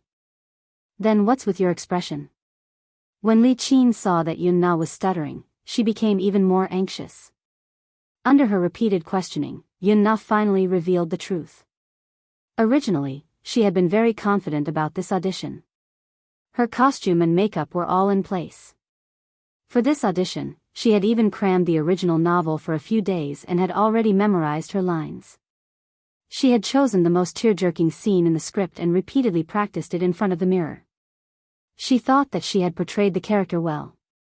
However, when she rushed to the audition with full confidence, she was told that if she did not have an audition letter, she would not be able to participate in the audition. Chapter 43. Why was she blocked by the words, "no audition letter," when it came to Yun Na? According to the person in charge of the production team, there were too many people who came to participate in the audition. Among them were many of Gu Xing's die-hard fans. Hence, before Yun Na could even step into the audition venue, she was blocked at the entrance. She could only watch helplessly as those people with audition letters walked in. If she was directly rejected in the audition, she would have been willing to lose. However, even though she was full of confidence, she did not even have a chance. She failed just like that. Yun Na's heart was naturally unbalanced. Li Qin had no idea what was going on, so she was confused. Then, what's with the audition invitation letter? Can you get it? How do you get it? Yun Na sighed. I've asked. We have to rely on connections. After a pause, she added, although this audition is an open audition for the female lead, there are still some requirements. Those audition letters are either sent out by people in the production team or by other big agencies who rely on their connections to get them. When many agencies heard that this was a once-in-a-lifetime opportunity, they did not hesitate to rely on their connections. Hence, most of the people who were able to participate in the audition were the 18th-tier models of the agencies. They all wanted to take advantage of this opportunity to make a name for themselves. Just like Gu Jingyi, the audition water was very deep. Is there no chance? Li Qin could not bear the shock. She had put so much effort and expectations into her daughter, just waiting for the day when she could make a name for herself. Now, was this dream going to be shattered? Yun Na suddenly thought of someone, and her eyes lit up. Don't worry, I have an idea. At night, Yun Shishir was writing the contact list for Yu Yu's home school when her phone rang. She picked up the phone absent-mindedly. On the other end of the line, there was a lot of noise. It seemed to be in a place like a nightclub, and there was a lot of noise. Hello? Hello? Yun Shishir raised her eyebrows in confusion. No one answered the phone for a long time. She was about to hang up when a man's rough voice came from the other end. Are you Yun Na's sister? Yes. That person said, she's dead drunk now. I can't wake her up no matter what. Can you come and pick her up? Yun Na again. Why was he always causing trouble? Yun Shishir subconsciously wanted to refuse. She didn't want to clean up her mess anymore. She had treated her and Yu Yu like that, and in the end, she had indirectly caused her to lose her job. What else did she want? She was drunk, so what did it have to do with her? However, Yun Shishir's weathered face suddenly appeared in her mind. She couldn't help but clench her fists and stare blankly for a long time. Seeing that she did not reply, the person on the other end repeated, hello, for a long time. She let out a long sigh and asked, where are you? Gabriel. Gabriel's was a famous nightclub in Beijing, and it was famous for its extravagant spending. Therefore, most of the people who came to Gabriel's for entertainment were rich and young masters, but there were also some hooligans who came here to have fun. Therefore, Gabriel's was also famous for being messy. Drugs, gambling, shady dealings, and transactions. Once night fell, this place would become a dark treasury. There were often news of people exchanging gunfire here, and there were heavy casualties. However, even though it was so chaotic and serious about social security, Gabriel's was different from other nightclubs. It had a very powerful background, and the people above it were very influential. Therefore, many people didn't dare to touch it. Chapter 44. As soon as Yun Shusher stepped into this foul place, she was choked by the smell of smoke. Along the way, the unrestrained looks of men and women entered her eyes. The air was filled with the smell of debauchery, and the private room was a scene of drunkenness. Under the guidance of the waiter, she walked into the private room that the man mentioned. Just as she entered, Yun Shusher smelled a strong smell of alcohol and smoke. The private room was filled with smoke, and the music was very loud. A few young men with the most popular hairstyles were drinking heartily. He looked around and saw Yun Na lying on the sofa in a drunken stupor, unconscious. When the few youths saw her, they all raised their heads and whistled loudly. Yo! She's really here. This chick is quite pretty. Her figure is not bad either. She looks much more attractive than those young ladies. Someone else chimed in, that's right. It's rare to see such a pure and innocent girl nowadays. I wonder what it's like to be in bed. It must be wonderful. The filthy words were unbearable to the ears. When Yun Shusher heard those hooligan words, her heart trembled slightly. With a bang, the waiter behind her respectfully closed the door. She stood there awkwardly, unable to move her feet. To be honest, after that incident, she was extremely afraid of these hooligans and wanted to turn around and leave. A young man with a green dragon tattoo on his arm stood up and stepped over the table. He strode forward and grabbed her wrist. He smiled maliciously. You just arrived and you want to leave already? What about your sister? Yun Shusher looked back hesitantly and glanced at Yun Na. She braced herself and said, I'll take her away. I'll leave now. You're leaving now? The young man grinned and frowned. Don't. How disappointing. Come and drink with us. The young man put his hand on her shoulder and introduced the men on the sofa to her one by one. Come, let me introduce you. This is the boss of our bar street, Brother Chong. The ones sitting next to him are Brother Leopard and Brother Hu. Yun Shusher couldn't stand it anymore. She broke free from his grip and said, I didn't come here to drink. I'm here to bring Yun Na back. When the young man heard this, he sneered, You don't drink? All right then, let's do something else. His drooling gaze swept across her chest, and he reached out to touch her face. Yun Shusher dodged in a panic.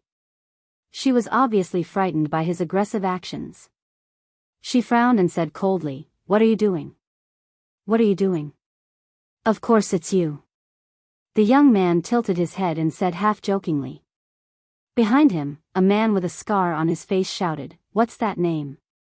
Yun Shusher, right? Don't just stand there like a fool, come and sit down.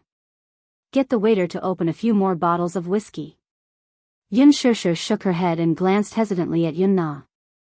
I don't drink. I'm leaving. With that, she turned around and wanted to leave. The young man quickly grabbed her wrist and pulled hard, pulling her back. Yun Shusher exclaimed and struggled, but how could she resist the young man's wrist strength? He glanced at her from head to toe and said disappointedly, Hey, don't be like this, okay? This little sister is young and doesn't know anything. As her elder sister, don't you know the rules? Yun Shusher frowned. What do you mean? Chapter 45. The young man laughed, and someone behind him mocked loudly, Your sister doesn't know her place. She came to us to ask for drugs to play with when she has no money on her. She's been clinging to us every day. She owes us $200,000. $200,000. Yun Shusher was stunned. She felt her head buzzing, and her eyes widened in disbelief. She thought that Yun Na was just being rebellious, which was why she often fooled around outside. However, she didn't think too much about it. She thought that she was just a hooligan and that she would learn to behave sooner or later. However, she didn't expect her to be so fierce that she even dared to play with drugs. She even owed these people $200,000. $200,000. Even if she sold her father's apartment, she might not be able to repay this debt. She was stunned on the spot, and her body was as stiff as a rock. The young man beside her muttered, "Playing with drugs when you have no money. How boring. Tell me, how are we going to get this money? Do we have to go and get it from you personally?" The person called Brother Chang had a cigarette in his mouth. He was having fun with a sexy woman in his arms. He put out the cigarette and said with a smile, "The younger sister can't afford it, but the older sister should have money, right?" Yun Shishir's eyes dimmed. I don't have money. She couldn't even afford $20,000 or $2,000, let alone $200,000. The young man glared at her in disappointment. No money? Brother Chang, this woman said she has no money. $200,000 isn't a small sum. Brother Chang heard this and smiled obscenely. You don't have money? If you don't have money, you can pay me back with other things. The young man immediately understood. He lowered his head and looked at her lecherously. He was very satisfied with her delicate face. Look at how pretty you are. Playing with Brother Chang for a few days will be enough to make up for it. Young lady, you should be happy. If it were those women outside, we would really look down on them. No. Yun Shishir refused immediately. The young man was so angry that he laughed. He patted her cheek gently and pointed at Brother Chang. Hey, don't be ungrateful. Do you know who this is? He's the boss of a bar street in the capital. How dare you refuse him? You're courting death. He practically forced her onto the sofa. Chang-gu hugged her and pulled her over. He poured a glass of whiskey with one hand, wiped the white powder on the rim of the glass with his fingertips, and handed the glass to her. The wine splattered all over the table. Drink this wine. Yun Shishir looked at the swaying wine in the cup, and her breathing gradually quickened. I don't know how to drink. Not to mention whiskey, she couldn't even touch beer. Her body was allergic to alcohol, and she would get drunk with one sip. Not to mention a glass, even a sip would make her unable to leave this place. Brother Chang clicked his tongue and frowned. What? Are you not going to give me face? I really can't drink. Yun Shishir clenched her fists tightly. She didn't know what to do. You refuse a toast only to drink a forfeit. When Brother Chang saw that she wasn't going to budge, he raised his head and gave the young man beside him a look. The latter understood. He stepped forward and clasped her jaw, forcing her to open her mouth. He forced the glass of whiskey into her mouth. Large mouthfuls of whiskey rushed into her nose and throat, accompanied by a strong smell of alcohol. At that moment, she felt suffocated and was caught unprepared. She choked a few times, and the burning alcohol slid down her throat. It was so strong that her face immediately turned red, and it was so spicy that tears flowed out. She didn't know where she got the strength, but Yun Shishir pushed the young man away. The wine glass fell to the ground and shattered into pieces. Chapter 46. With an unknown strength, Yun Shishir pushed the young man away, and the wine glass fell to the ground and shattered into pieces. She clutched her throat desperately, bent over, and coughed non-stop. After vomiting a few times, she felt a burning sensation in her stomach, as if a raging fire was burning. Pure whiskey, full of strength, with plenty of aftertaste.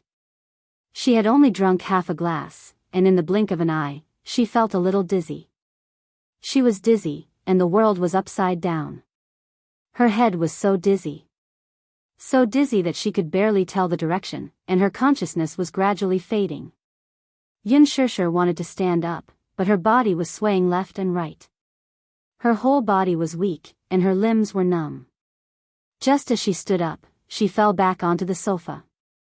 Immediately after, there was a burning sensation in her lower abdomen, as if the fire in her body was burning more vigorously. Yun Shishir held onto the table, sweating profusely. No wonder she got drunk so quickly and so fiercely. There was something else in the glass besides alcohol. Brother Chang grinned, revealing his dark yellow teeth. He smiled and sighed. This passion-hunting powder is really good stuff. Hee hee. This is a must. How can something that I got be bad? The young man smiled maliciously, then looked at Yun Shusher's pained expression, and his heart itched. Brother Chang, if you're tired of this girl, can you let us play with her for a few days? TSK, this woman really has a face that brings disaster, hee hee. You like her? Brother Chang smiled. Sure, when I'm tired of her, I'll give this woman to you. The few of them nodded and smiled respectfully. Thank you, Brother Chang. Brother Chang, I've already reserved a private room for you. Hee hee, the presidential suite. On the sofa, Yun Na opened her eyes and sat up. Where did the drunkenness come from? Her eyes were clear and bright. She glanced at Yun Shusher, who had already lost her mind, and her lips curled into a sneer. Brother Chang. Are you satisfied now? How is she? I didn't lie to you, did I? Look, is she worth what I owe you? Yun Na sat over and said with a sweet smile, this sister of mine is very pure. Unlike those seductive women who sat on the stage, their bodies were also very clean. If it was placed in the night market, it could be sold for at least tens of thousands of yuan per night. Brother Chang, you've profited. Yes.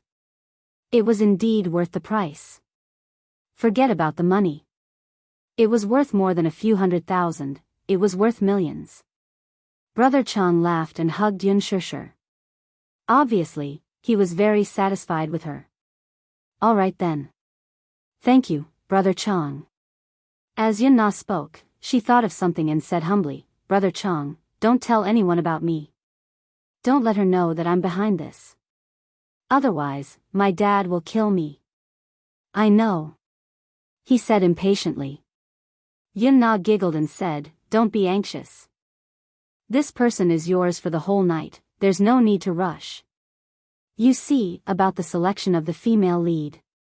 I'm a man of my word. Enough. Get lost. Don't disturb me. Brother Chang's mind was now full of Yun Shusher, so he did not have the time to care about her. He nodded without thinking much. A few of his subordinates had already opened the door for him. He half-hugged Yun Shusher and left the private room. Suddenly, a strong wind blew outside the window. The wind rattled the windows. Yu woke up from a nightmare. She sat up in bed and looked to the side. Mommy was gone. Mommy? Chapter 47. At the 6-star Crown Hotel. The presidential suite was decorated luxuriously. It was stylish, elegant, and luxurious. At the table, Mu Yaja looked at the ugly faces of the hypocritical politeness with an expressionless face. He could not help but feel annoyed. Unknowingly, half of the drinks had passed, and the sky outside the window was already dark. Mu Yaja felt inexplicably tired, but more than that, he was annoyed by these people. He finished the vodka in one gulp and stood up. Seeing this, the others looked at each other and stood up as well. He was the main character at the table tonight. Now that he was leaving, it meant that the banquet was over. As the young master and CEO of Dishing Financial Group, he had a distinguished status and held the highest power in the Mu Group. In the face of the global financial crisis, the life and death of these small companies were all in the hands of the Mu Group. The life and death of these small enterprises depended on one word from him. Therefore, they naturally flattered this future owner of the Mu Group and served him with great care. One of them asked in a low voice, Chairman Mu, are you leaving? That person handed over his suit respectfully. Mu Yaja glanced at him, took it, and put it on. Then, someone respectfully opened the door of the suite. He strode out calmly and elegantly. Behind him, a group of men in suits bowed their heads and followed closely. It was like a star surrounded by stars. The VIP elevator door opened, and Mu Yaja walked in confidently. The moment the door closed slowly, he glanced in one direction and his eyes suddenly turned cold. Li Dongxiang had just triumphantly walked out of the elevator with his arm around the delirious Yun Shusher when he felt a bone-piercing chill down his spine. He raised his eyebrows and looked back. He saw the VIP elevator door that had just closed. At that moment, he vaguely saw a pair of sharp and frightening eyes through the gap of the door. However, he did not take it to heart and did not think too much about it. He hugged Yun Shishir and lifted her up. He played with the key card in his fingers and walked toward the suite. Behind him, the elevator door slowly opened again. Brother Chung swiped his card and kicked the door open. Just now, before he closed the door, his hand impatiently reached for his belt. He swiftly unfastened it and pulled down the zipper of his pants. He smiled impatiently and gently patted Yun Shishir's cheek with his palm. Then, he hooked his leg and closed the door, thinking that the big bed would be his world from now on. That *tch Yun Na really didn't lie to her. In the past, he had heard her say that she had a pure and beautiful older sister, but he had always scoffed at it and disapproved of it. In his eyes, women were all the same.